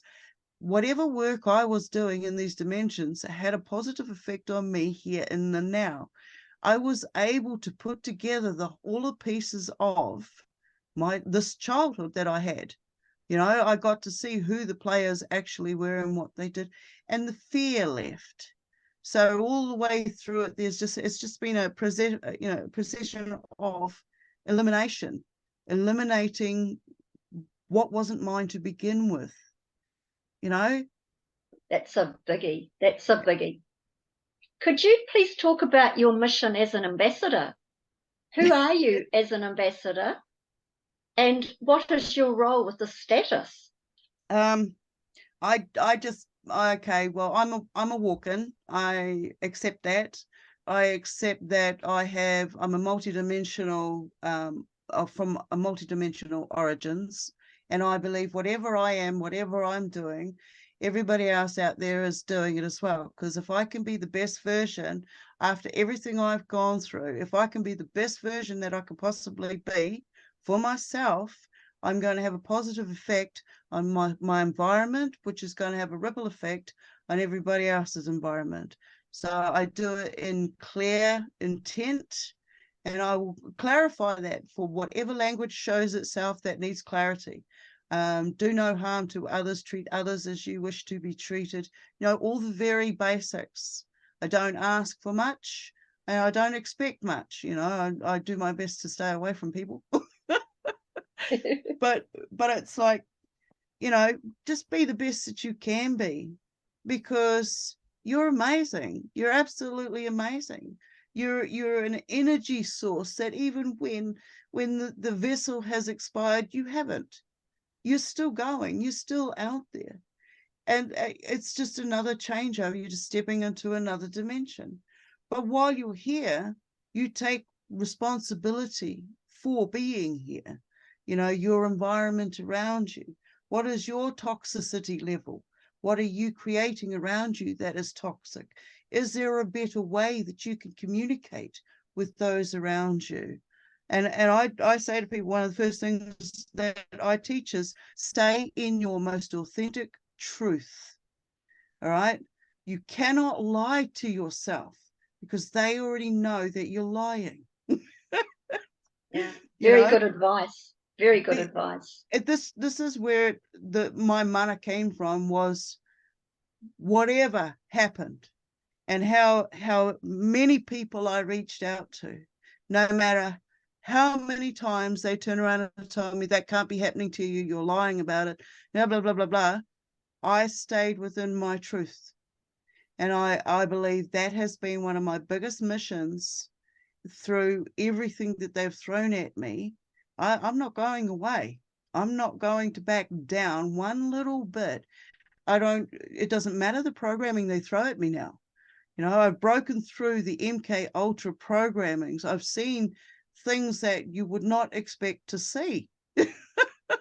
And if I'm just one dot of this bigger picture, if we can all sit down and map out the journeys that we've had, you will find some amazing stuff that you'd never seen before, because this was your journey. And you just got to say hello to yourself. You just got to give yourself that little bit of appreciation, because you are worth it. You have value. Absolutely. You know? Yeah. And I think for you to have done so much work on yourself and so much analytical thought, let alone spiritual understanding, that's a huge mission that you've taken on. And one of the headings that you gave me, which fascinates me, is you call yourself a navigator of multidimensional quantum transmutation. That's fantastic. Can you tell me about that, please? The navigating part is basically sit with me for 5 minutes and we'll work out where you want to go. Wow. We work out what's your rubbish and what's not your rubbish, whether or not you want to stay attached to it or not. I don't stick around too long with people because I believe in the 50-50 energy exchange. If you're going to just keep coming up with excuses after excuses and you don't do any of the work for yourself, then I'm not going to waste my time helping you get there. You know, Fair enough. I believe that this is just my feeling, personal state, is we've all done everything that I've done. We've all done it. I didn't just do this journey myself. It took people out there to be in the roles that they were in. It does not excuse what they did. You know, if someone who did something in the past steps up and says, well, I apologize for what I did, and they prove that they never do it again, right? And that, you know, they do the opposite for the betterment. And then you get those that go, oh, I'm sorry for what I did, but then they go out there and they continue to do it. You know, this is where we go, okay, well, I've done my best to make sure that anybody that associates with that person is aware of this status. And if they choose not to do anything about it and somebody gets hurt along the way, that is no longer an attachment to me. So Absolutely, it's their choice. Yeah. So we find out what you want to be attached to, what you want to let go of. Any bad experience that you've had, we can transmute something good from that. All right. Beautiful. And Beautiful. there's some dark stuff out there, people. There's some dark stuff. But if you're sitting here now and you're sharing this with me. So I am sharing all, you know, you'll have a bit of negative energy. I can promise you tomorrow it's going to feel so much different because you've already conquered it just by sitting here and listening to somebody else share that little bit of your journey as well as my journey. Thank you It's so crazy much. how it works, and it's fantastic at the same time. Can we discuss the multi-level realities of our multiverse and how you see the bigger picture of the cosmic dance of our ascension process? Well, I see it as though I have lived a lot of lifetimes, a lot of incarnations, and I can't tell you all of them. But they'll show themselves one day. And we resonate. When we start to get a resonation, it's because we've been there before. It's a memory from something else that we've experienced. Thought is an action. Okay, so if you thought that you've done something, or you sit down, you watch something and go, oh wow, I've done that, I know I can do that. And then you get up and you go and do it. You know, I've been put into positions where I've had to protect myself, and I don't know how I've managed to do what I did, but I was able to protect myself, whether it was physical attack or whether it was a verbal attack, psychological, you know, getting out of a situation, you know, psychologically. It's your mind will tell you you're multidimensional. You're so many different levels. Okay, you can turn around and say, well, somebody's calling me a shapeshifter, or someone's calling me this or that. Now, you could turn around and take that as offensive, but what's the point? That's what they want. You can turn around and say, oh, well, that's really awesome. If somebody comes up and says, well, you know, you are really good at mass hallucination, wow, that's fantastic. If I've got that ability, I have to pat myself on the back. You know, you got to take away the rubbish, the programming that people put out there because of their own limited stuck states. Be safe. And I think too, I mean, a lot of beings from the high dimensions call us the masters of limitation. And that is a truth. Yeah. Because we've been stripped of most of our DNA strands, most of us, so that we are dumbed down to such an extent. But we are now fighting our way back to our true sovereignty. And I think you've done so much fighting back and have so much awareness. It is something for me personally to aspire more to in my growth and understanding in my limited capacity for growth at this stage. But knowing I can also be and am so much more, as we all are. We're all on our own learning curve. And moving into the ascension process is, I would say, for everyone listening, where we want to be and where we're going and how we navigate through that process by tuning into the heart frequency. How does this feel? Is this good? Is this not? Which way to go? It's so important to use our own empowerment from our own heart resonance. Yeah. I saw myself as one of the programs was center point, okay? The energy of center point. When I was doing my shadow work, I also found that if you don't have your center point, then you won't have your boundary. You need to have that boundary. That boundary is your mucka field. I call it, you know, like your what do they call it? Macabre? Yeah, macabre field. Okay, so you have that around you. That's your energy that you've created inside that. All right, that keeps you safe. This is your frequencies can come in here and they can move around and you can interact. I say to people, if you are sleeping with somebody, your fields of energy and information are touching each other. You're sharing that information. And when you're sharing that information, if somebody over here is having an affair, this person over here is going to feel something's out of alignment. They're going to pick up little bits of information. They're not going to know where it's come from. One of the practices I had when I finished working with the bloods each day was I would shake it off. I would have a shower, I would shake it off, and I'd do a little personal cleansing ritual, and then I would interact with my family. Because you pick up a lot of other energies that come with you. You don't want to be, this is the thing about the human race, is because we haven't been told about the spiritual boundaries around us, we're tripping over ourselves all the time. We make mistakes left, right, and center. We're sharing information all the time. When you sit close enough to somebody, like you go to the movie theaters, I don't know who does it anymore, but you go to the movie theaters and everybody's sitting in a row together. All of that information has combined. Okay, it's all been joined together and it's getting zapped somewhere. I've gone into places where my energy has been zapped out of me. My partner went to sleep straight away, just within the first couple of minutes. You could tell the energy's been harnessed. If you look at the designs of theaters, you look at the designs of sports stadiums, you know, where they hold concerts, you can see how it's designed. All the different sigils, the alphabets, numerology, all of these different shapes have a frequency that will bounce off them. It's the same as us. We have a frequency that bounces off us.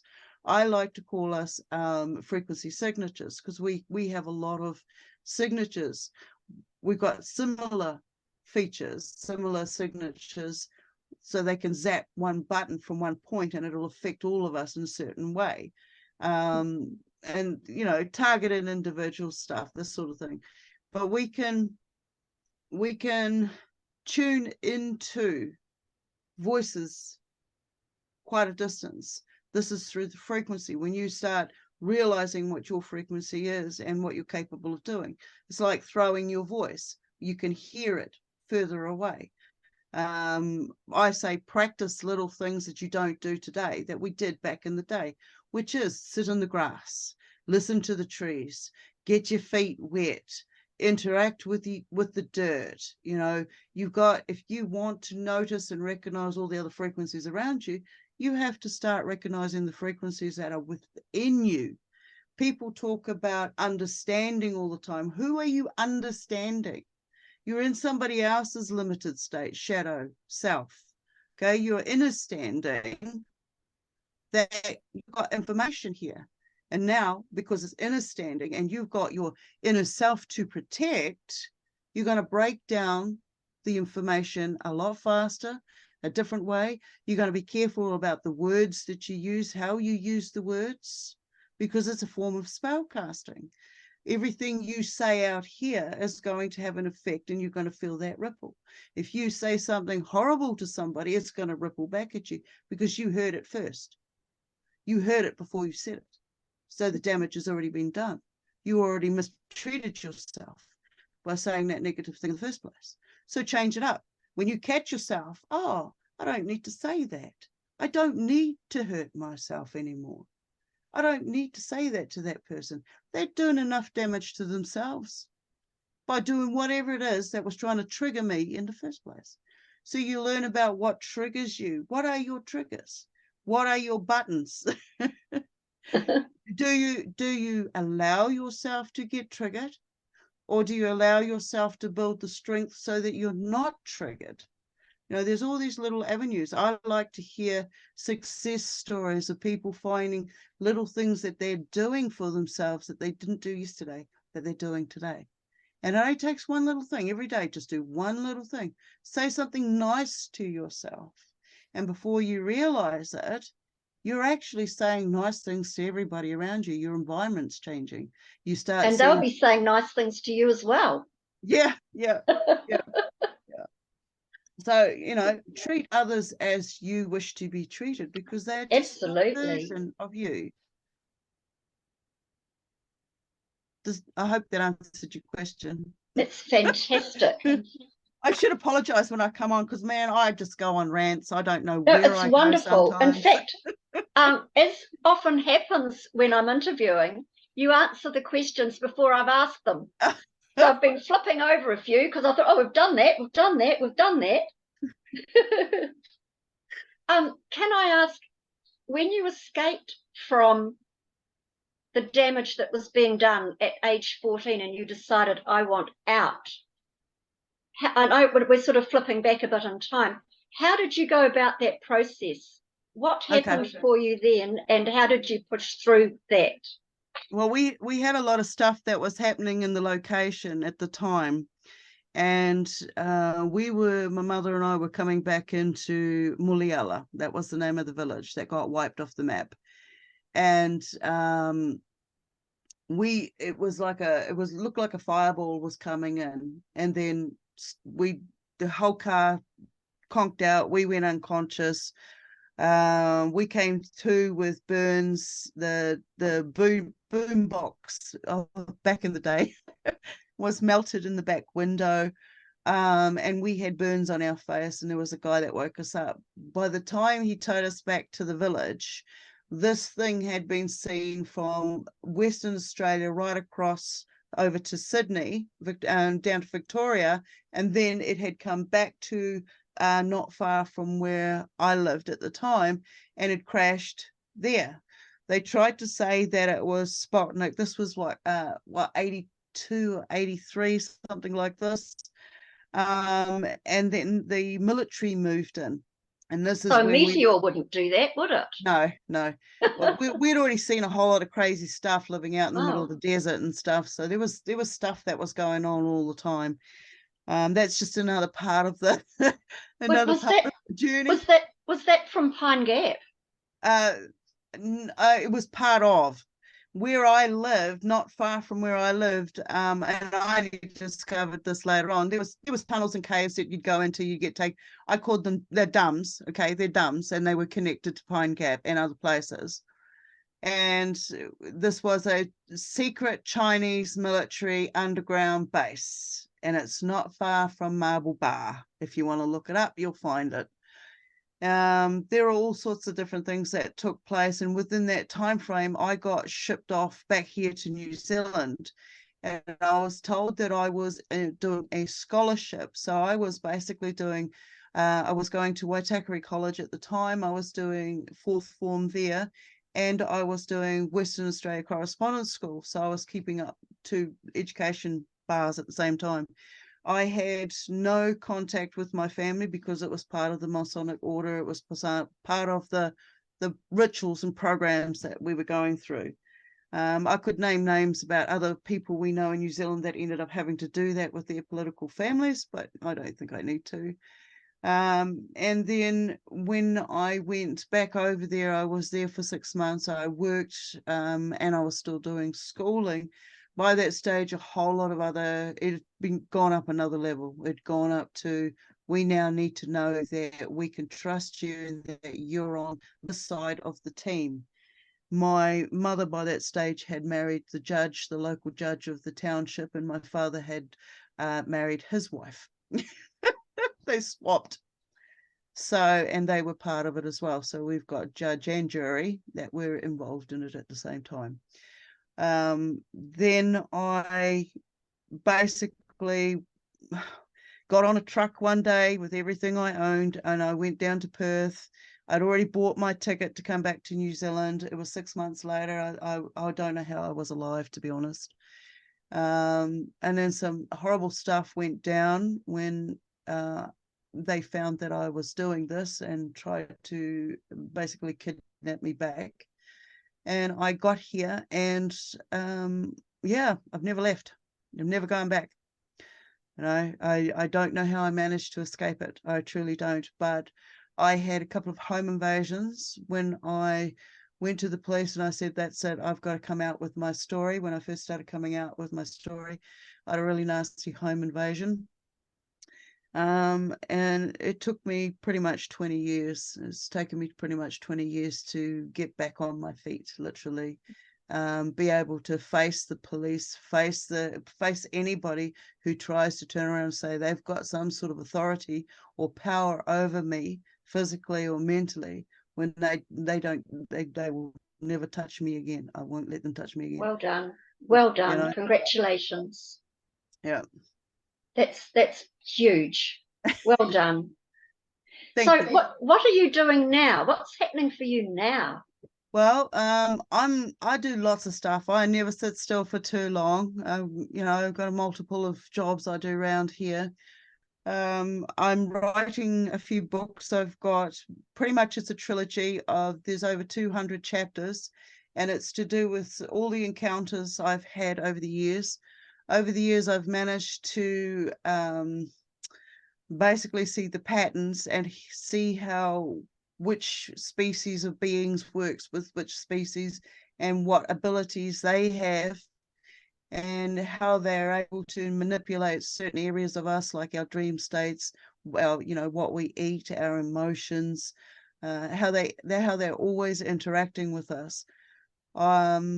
So I've got those. I've got ghost stories. You know, it's all part of it. So you've got the resonance energy, which are like spiritual loops where you see the same spiritual encounter happening over and over again, and then you see a ghost that will actually come up and have a conversation with you. Yeah. Or you've got a being, a dimensional being that will step from one dimension into your dimension, and you get to see they show themselves like shadow beings. When I see the shadow beings, I know that they're from a dimension that is high. It's got a higher light source than what we've got here. You know, it's an illumination. And then you just got to evaluate the size of them. So when you see the size of them, that also tells you whether they're close or whether they're far away, you know, whether they're coming close or far away. I've had that.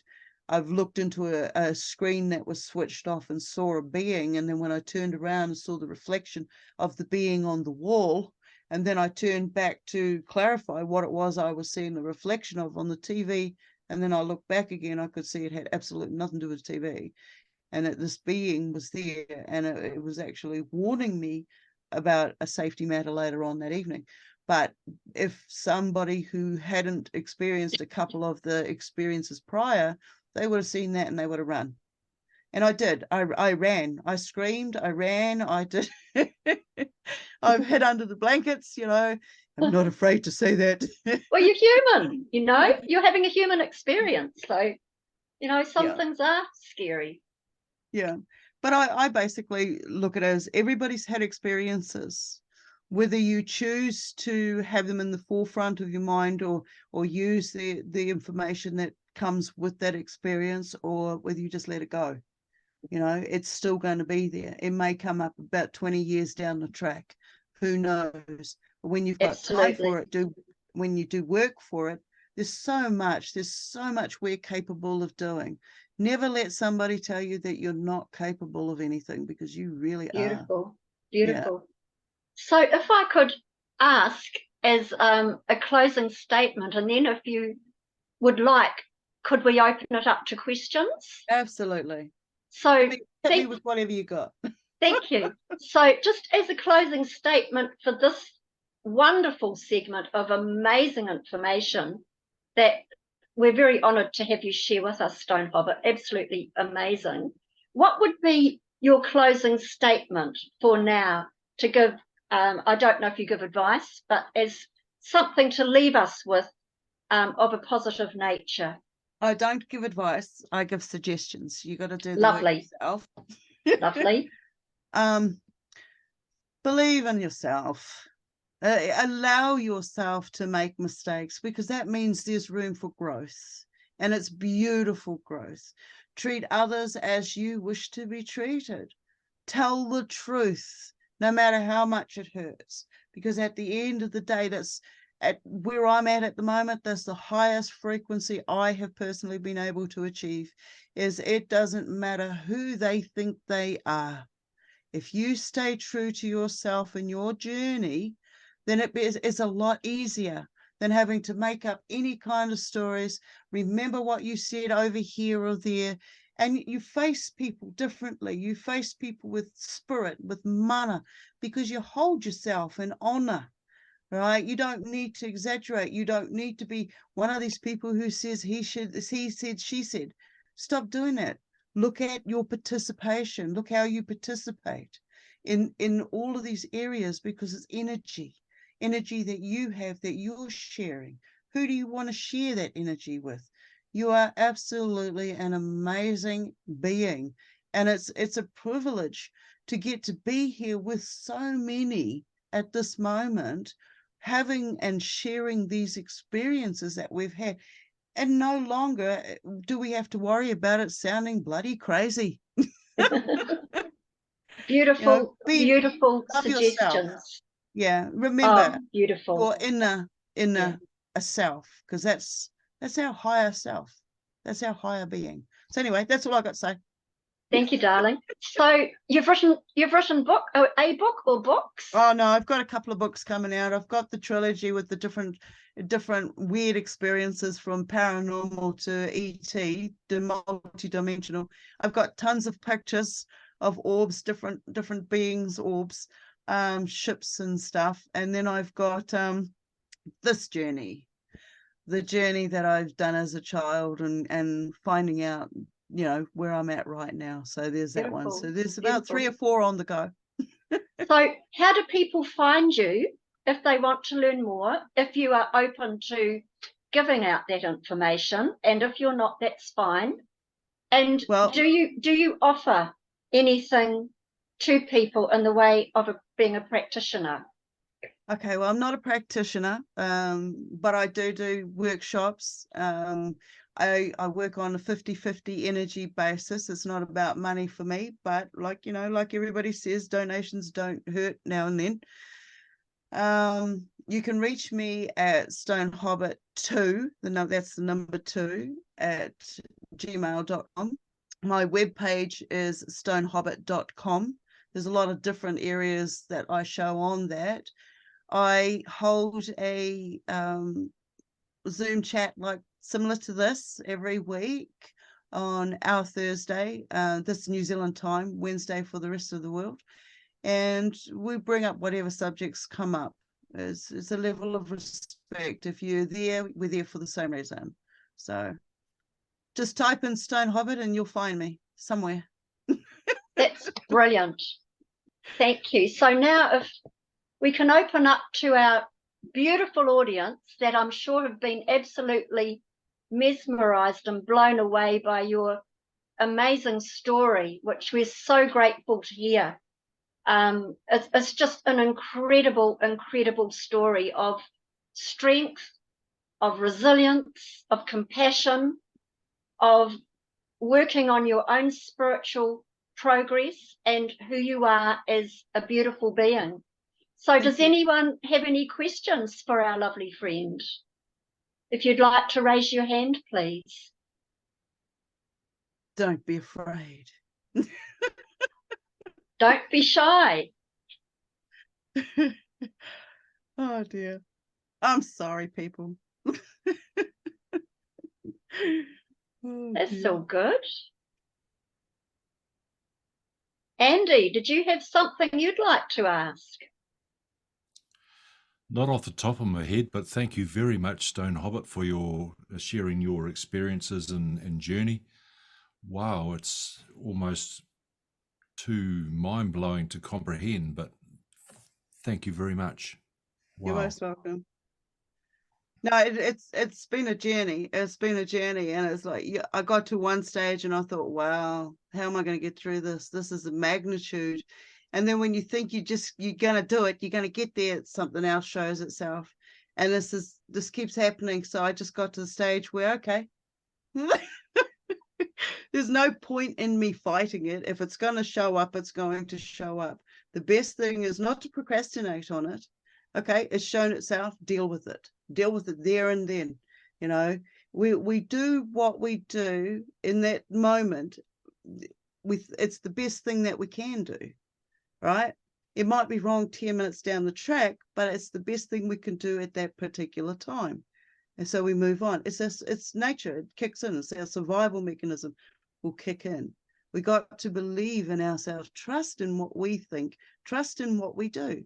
The things that we were taught, it's all backwards. It's all crazy. You know? Yeah. When you're dealing with people or interacting with people, whether professionally or in the supermarket or wherever, what are the kinds of things that work with you or through you that let you know whether you can discern whether where they're coming from? Obviously, some kind of energy thing. What are the factors that allow you to determine good and bad? I read energies. I read them pretty fast, and I'm at a stage now where I choose not to be around high frequency, and so that limits my interaction with people close up, only because I can see the auric fields and stuff and what's going on, and I know I don't have to share what happened to me back then through that auric connection, and it's vice versa. I don't know where they washed their hands. Once upon a time, it used to be hugs and kisses and all of that, you know, and then it went to a handshake, and then it just went to a nod, and then it went to a yeah, okay, you know, keep your distance. But it doesn't stop me from being polite, seeing how somebody's day is.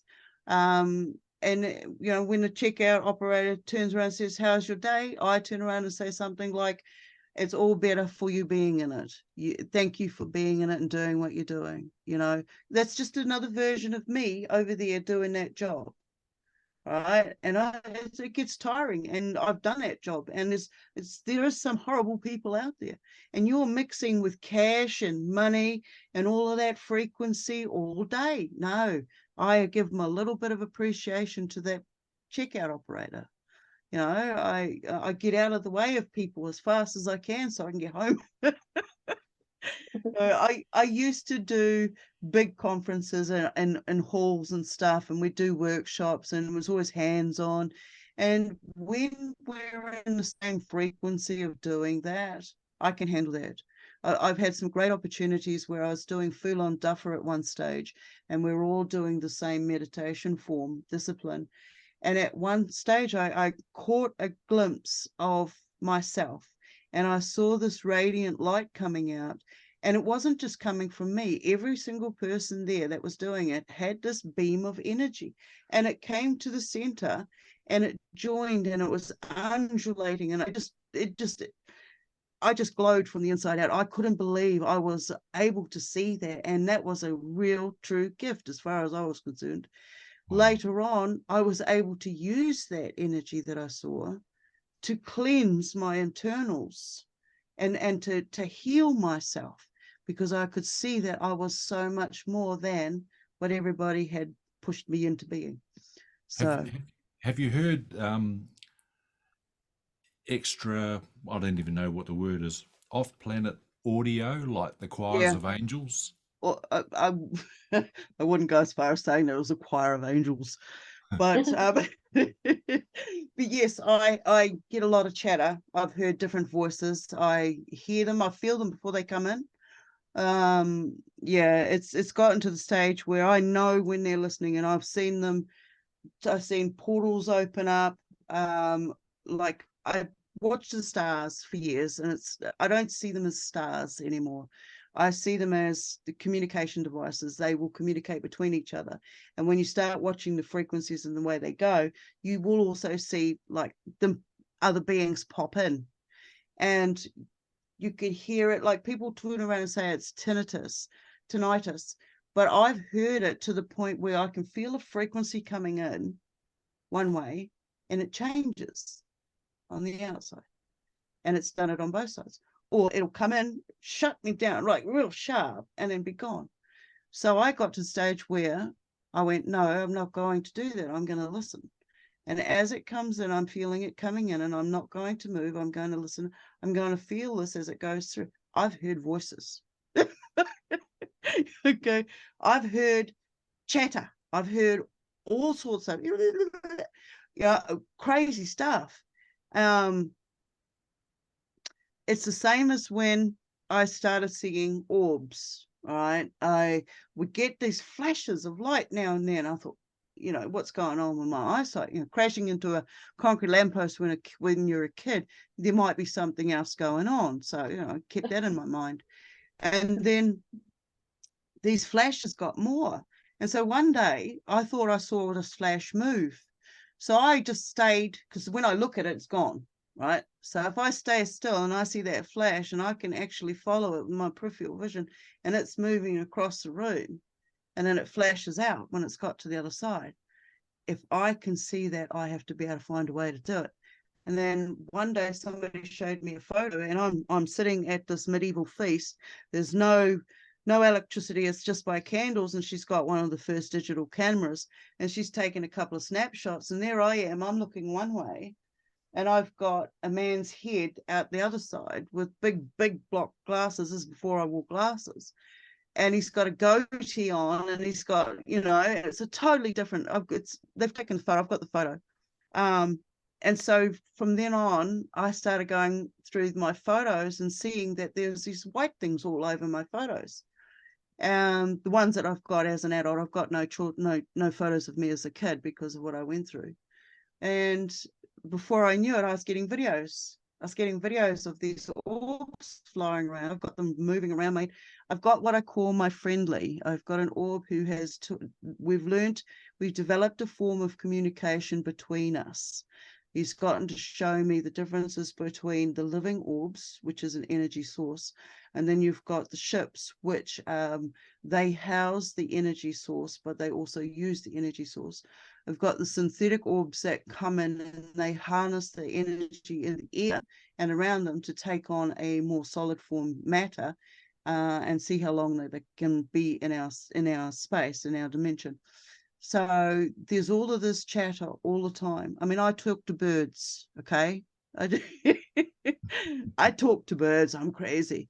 But whatever shows itself in energy form, I'm not afraid to say, hello, who are you? What are you here for? And depending on their reply, I mean, when I talk about giving yourself some codes, these are codes for you. So if somebody crosses the line and calls you a name that you've chosen not to respond to, you know why you don't respond to that. That's because maybe the trauma has taken place or something in that segment of you being called that name, or that it comes from a certain genealogy pool. So you know what to stay away from. So you've got to give yourself boundaries, set yourself protocols. There's all these different areas and aspects to growing your inner self, your inner awareness. But you've got to start with you. You've got to say, yep, I want to do this crazy mission. Yes, I hear voices. Last question. Do you have an entity you consider to be your personal guides, and do you have two-way communication with them? I can't say no to that one, because I have greys. I have a grey that regularly has been around for a long time. So there is communication back and forth there. There's the ancient one, I've been on so many different journeys. There's the shadow reptilian, and then there's the greys. There's quite a few beings that come in on a regular basis, whether I'm jumping into dimensions or whether it's through this physical realm here. But yes, there are beings that come in, and I do communicate with them. Wow. And it is a Thank you. two-way. It's not just me. My family and other friends that have been with me, and my partner and stuff, we've seen stuff together that we cannot explain, and they know that we can see them. So if we can have that connection and follow them around, they're going to, before they appear, and they're letting us know that they're going to appear. Yeah, there's a two-way connection there. Mm-hmm. Awesome. Thank you very much. You're most welcome. Thank you. Thank you, Andy. Lou, what's your question? Thanks, Jude, and thanks, Stone. Talking about boundaries, if I heard correctly, you said that you avoid higher frequencies.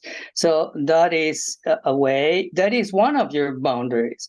I'm curious to know why. There has to be a reason for that. And the other question would be, talking about these connections with other beings, you talked about greys and etc., reptiles and so on.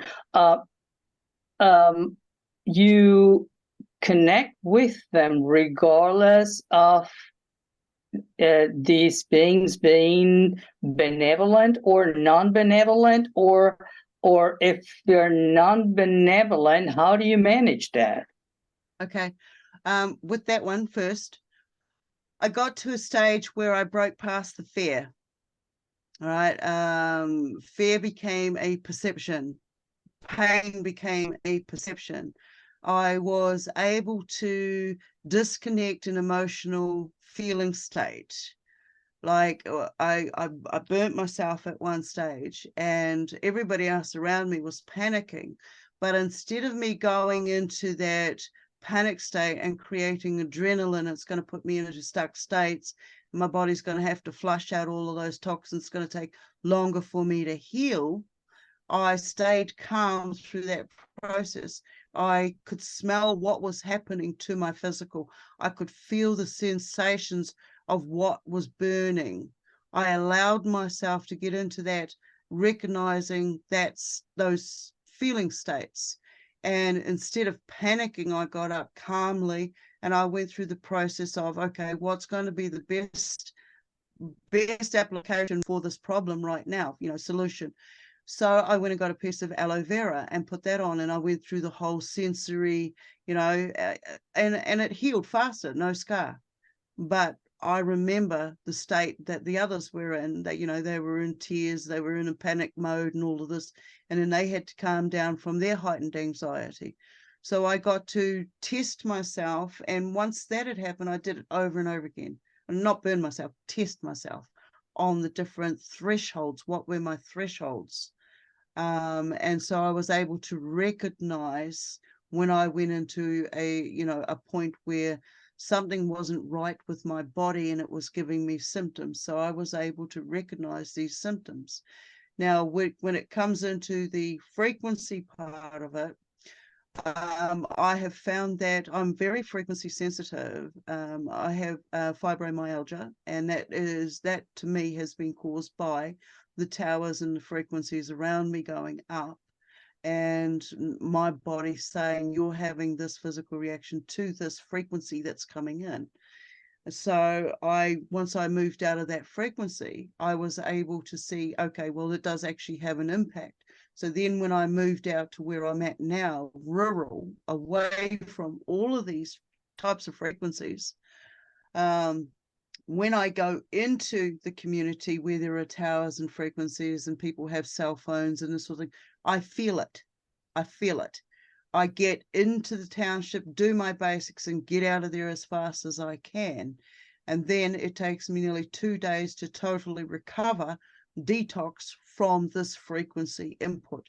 So I may start 8 in my knees or my ankles or my joints, whatever, or something will show me, I'll get really angry, I'll get a headache or something the next day. These are the frequencies that have had impact on me, and that's the result. So from there I go into the negative entities that came in the early days as a child, not knowing and wanting help and reaching out, and this kept happening and that. It got to a stage where I stopped fighting. I couldn't fight it anymore. And the grey that was with me throughout most of the process started teaching me about perception, pain perception, feeling perception, what's happening around you perception. Am I perceiving that I'm actually on ship and these beings are actually here?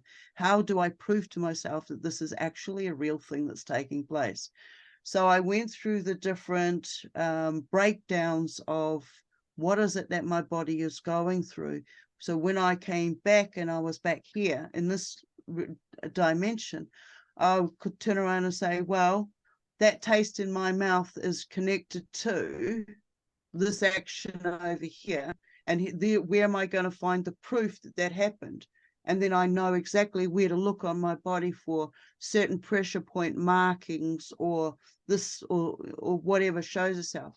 I got to the stage where I was now interacting with these beings, seeing what they were doing, and being able just to disconnect myself from a physical soul shot. So like, how can I explain this? Okay, so I'm gone out of body. I'm into another dimension. I'm having this process happen to me in this dimension. And if it's bad enough, I can divide myself from that's having that experience and step over here and watch it, so that I'm guarding that one over here from going through too much pain. So when we rejoin back in from, splinters, then we come back into the vessel, we're not taking on board as much as what we did once before.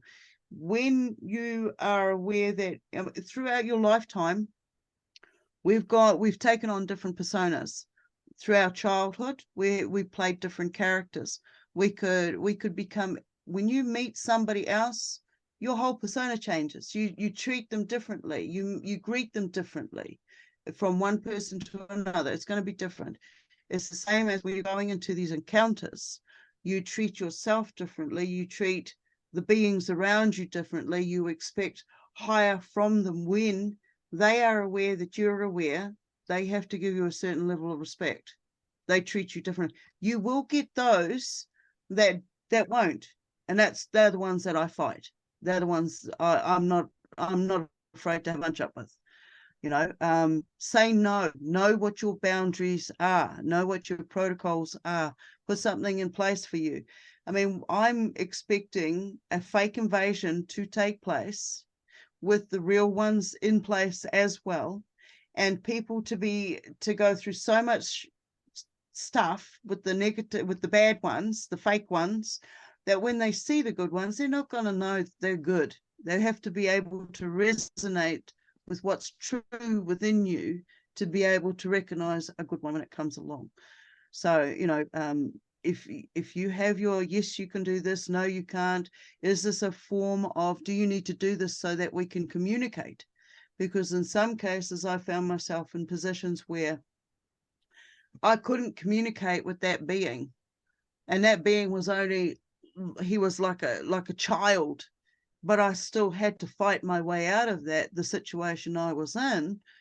But he wasn't any wiser. He was a child. He didn't know what he was doing to me. So therefore he was putting me in danger. I had to find a way out of that danger.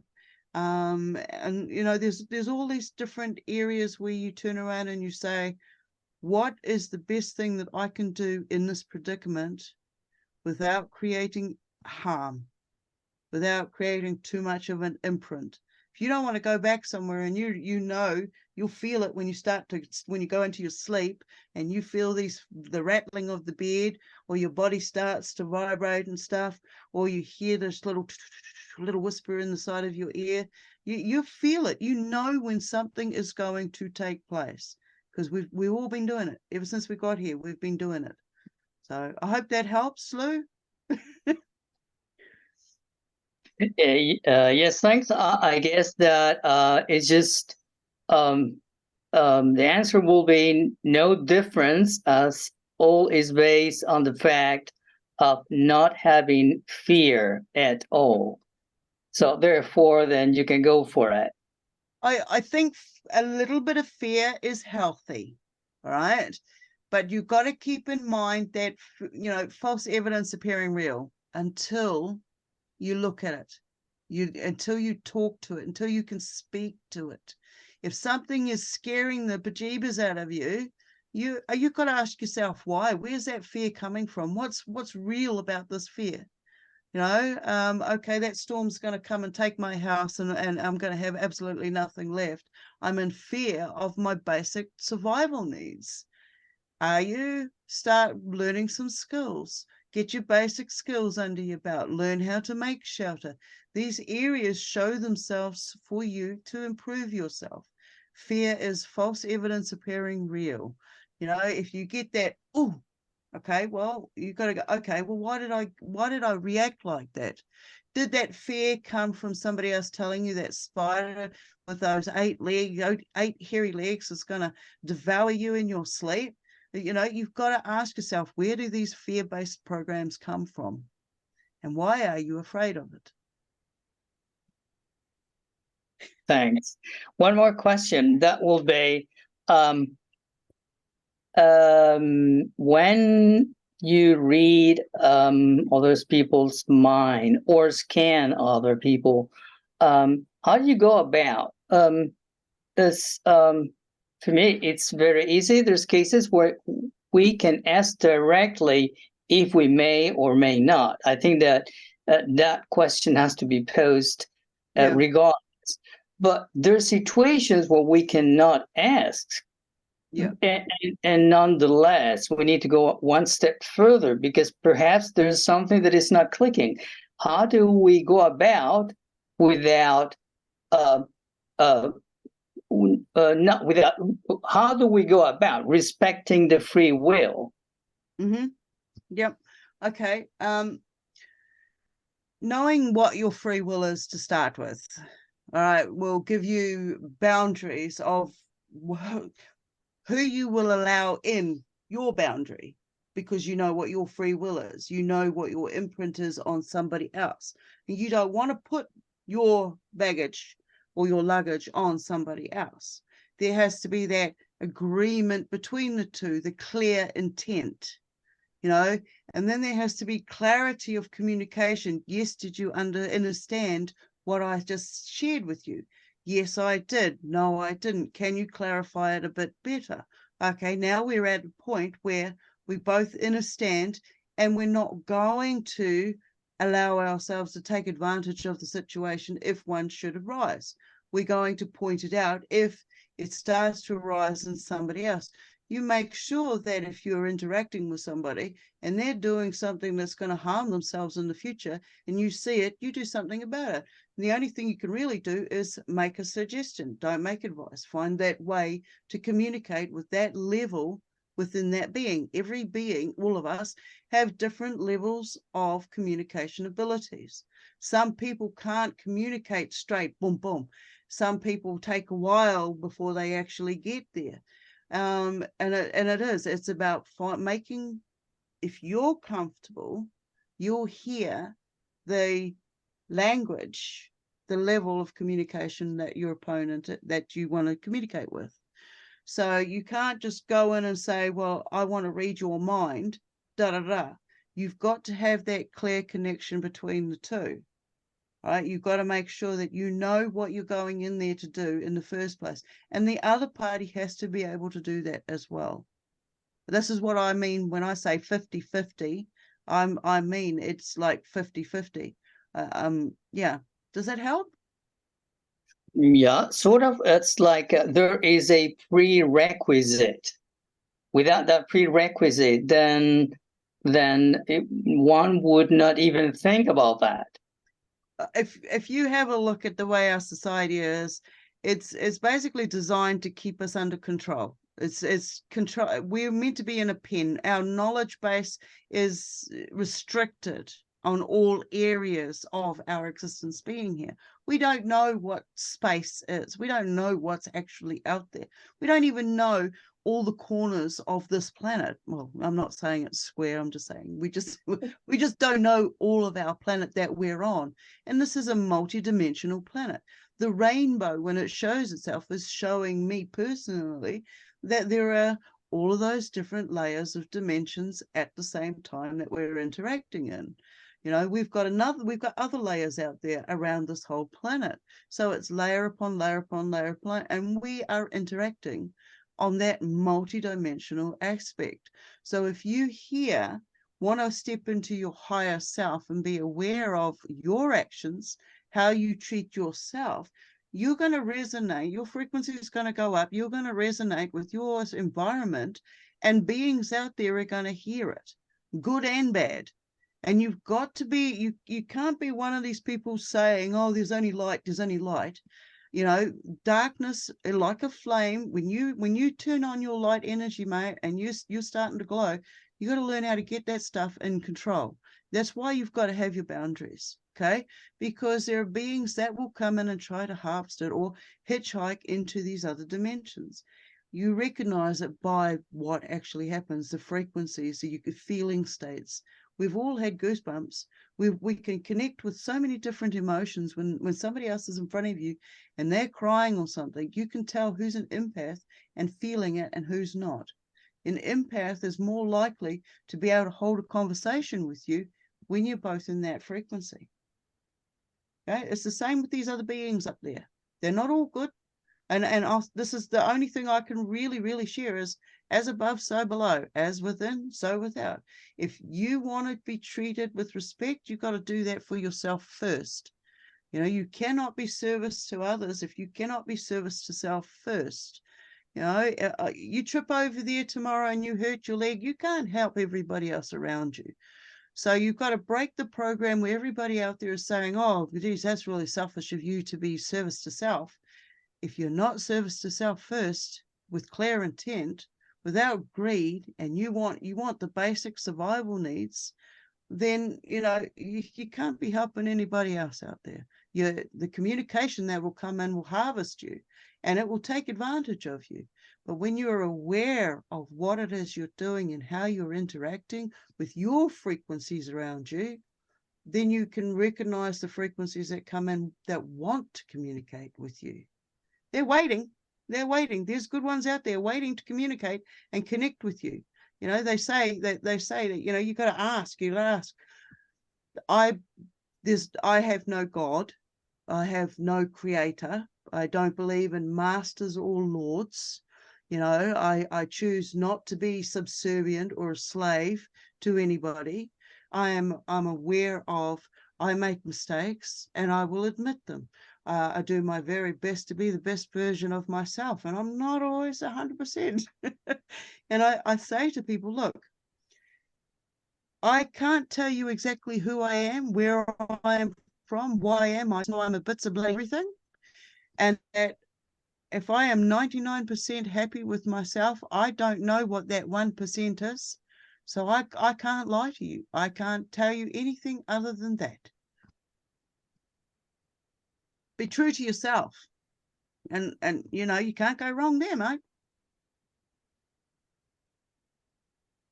Thank you. If you're going to communicate with other beings and other energies, you communicate with yourself first. When you can hear your inner voice and your inner frequencies that you're putting out, you'll recognize when something else is communicating with you. Thanks. That's really awesome. Thank you very much. You're welcome. Thank you, Lou, and very well said. It's interesting you're talking about free will, which is a truth, yeah, but also being empathic. We can often pick up thoughts, feelings from other people, yeah, as a knowing, not trying to invade their space, but it is a knowing. So is that impinging on their free will just by picking up what comes to you in the moment? Or is that actually a tool for growth within yourself to be more aware? I think if you recognize it, you can use it as a tool, and you can give appreciation by sharing with that person what you got from them. So, you know, if I pick up something really good, I'll say, yeah, thank you for sharing. And I mean it. I mean it, you know, because this is what it's about. It's about sharing the journeys, good, bad, ugly, whatever.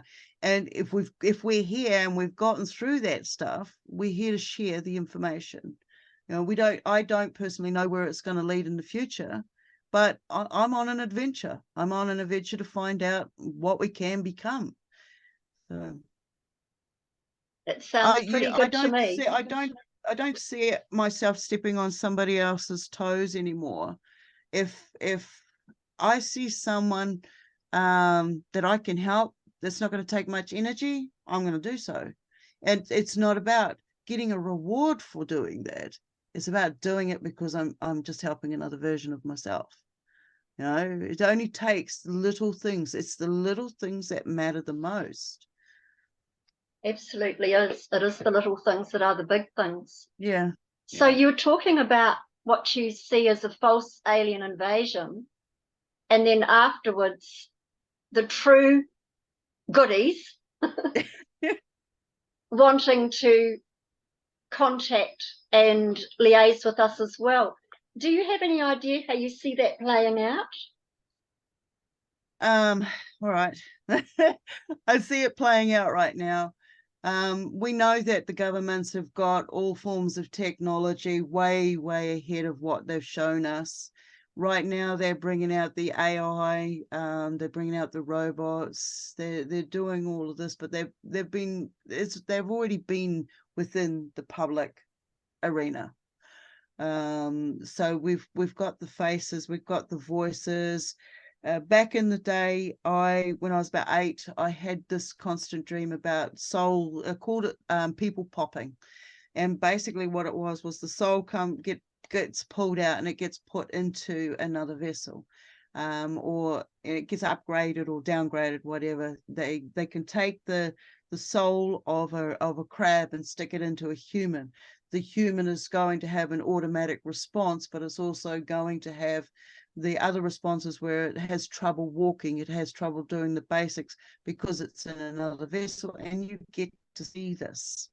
All right, so you get to see the little in people when they go through this people popping. The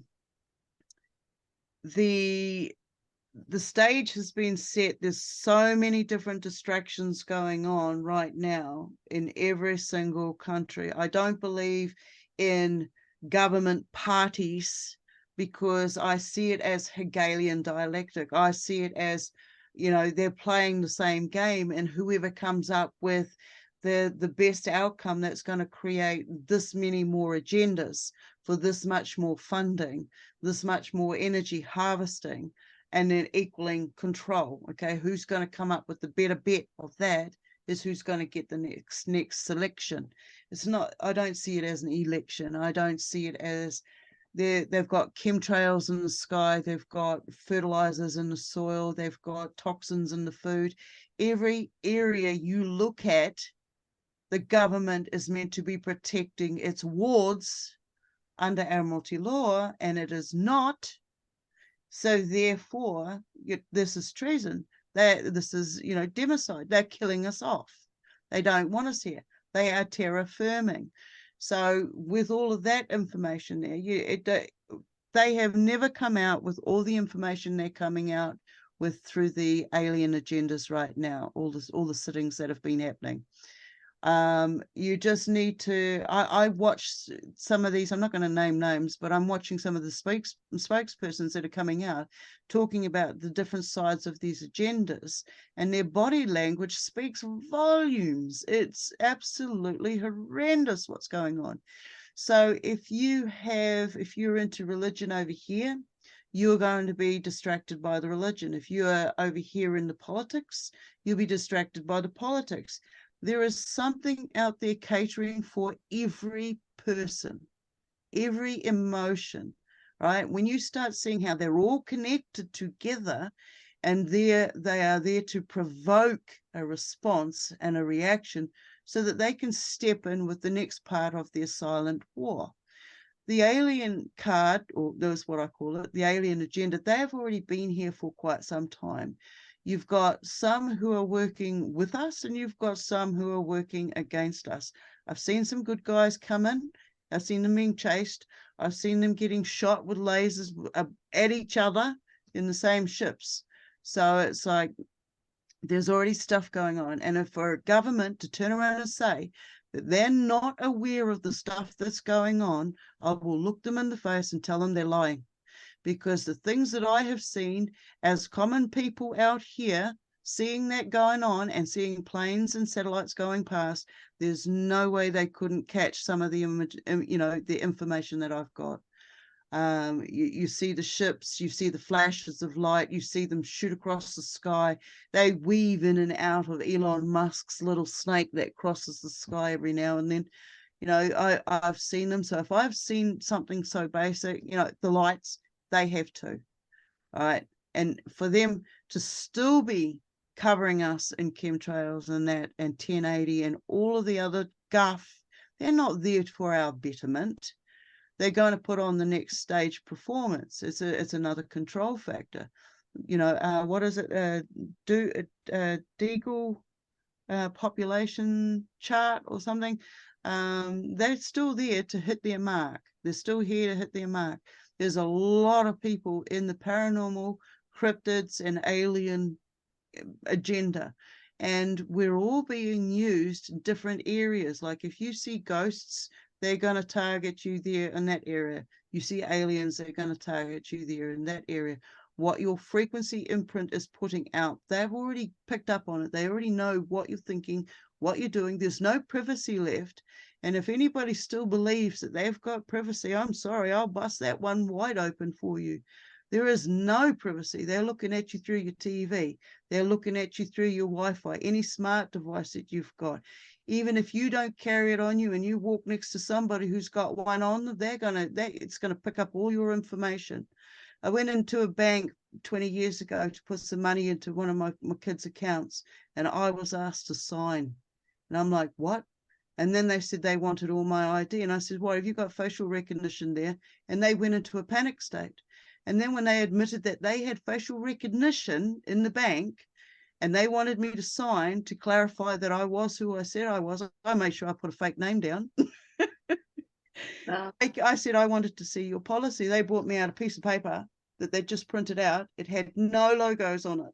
It was not a form from the bank. So you've got to question yourself everywhere you go, every shop you go into. If you walk into a shop and it's got a camera on you, and they say no cameras, please. That's like, okay, one rule for them, another for us. Don't you want to keep yourself safe and protected as well? So they know what you're saying. They can hear it. The AI can read your lips, okay? Bio language. It's got it all. It's got it all. Then you go into okay, so now they bring out the synthetics, as what I call the clone greys, okay, synthetics. They come out, they don't know who they are. They don't know what they're doing. They may have a crab soul for all we know, okay? But they will be under the guise that this is what they've got to do, and we're the baddies. They're in the same boat we are, and they're going to do whatever they've been told to do. And then the goodies are going to come in, and they're going to try to say, hey, look, you resonate with us, you know what's going on. But there's going to be those out there that have to second guess it and may just do the wrong thing because they're scared. They're not aware of it. They've never seen a grey before. They don't know whether they're good or bad. So it comes down to what you resonate with. Totally. So to be the heart resonance, how you feel with this being. Do you feel love with this being, or a dissonance? Yeah. Trust your instinct. Yeah, absolutely. Okay. Your first instinct is your higher self saying, if you feel, okay, well, that doesn't feel good, go the other way. You don't need to put on a song and dance, leave as politely as you can. Don't kick up any kind of, residual so that they can go, oh yeah, they know, I better get over there and cause a bit more ruckus. You know, there are ways that we can get through this, but it comes down to trust in yourself. Know your inner voice. Listen to your, understand you.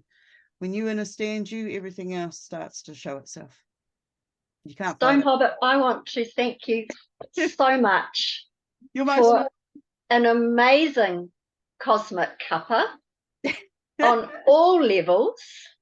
Love and gratitude to you for taking time out of your evening to be with us today and illuminate in so many ways.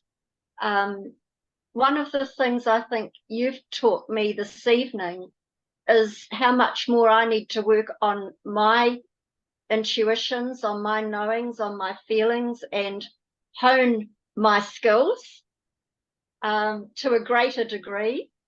I've got a lot of catching up to do where you're at, my love, but I'm doing my best. Thank you. So thank you. Thank you, everybody. Yeah, I'd like to say thank you, everybody, for coming along and sharing this fantastic adventure. It's amazing. It is truly amazing. So thank you all very much for sharing it. And thank you, Judith, again. And thank you, Leah, for having me. You're very, very welcome. And hopefully we can have you on again. And maybe that you can then tell us that your books are ready, which would be fantastic. They would make fantastic reading. I was hoping to have them out. Self-actualization one was meant to be out on the 20th, but every day is a new chapter with me, so I just got to keep up with the chapters. Well, thank you so much. And thank you to our 5D family. God bless and good night. Thank you.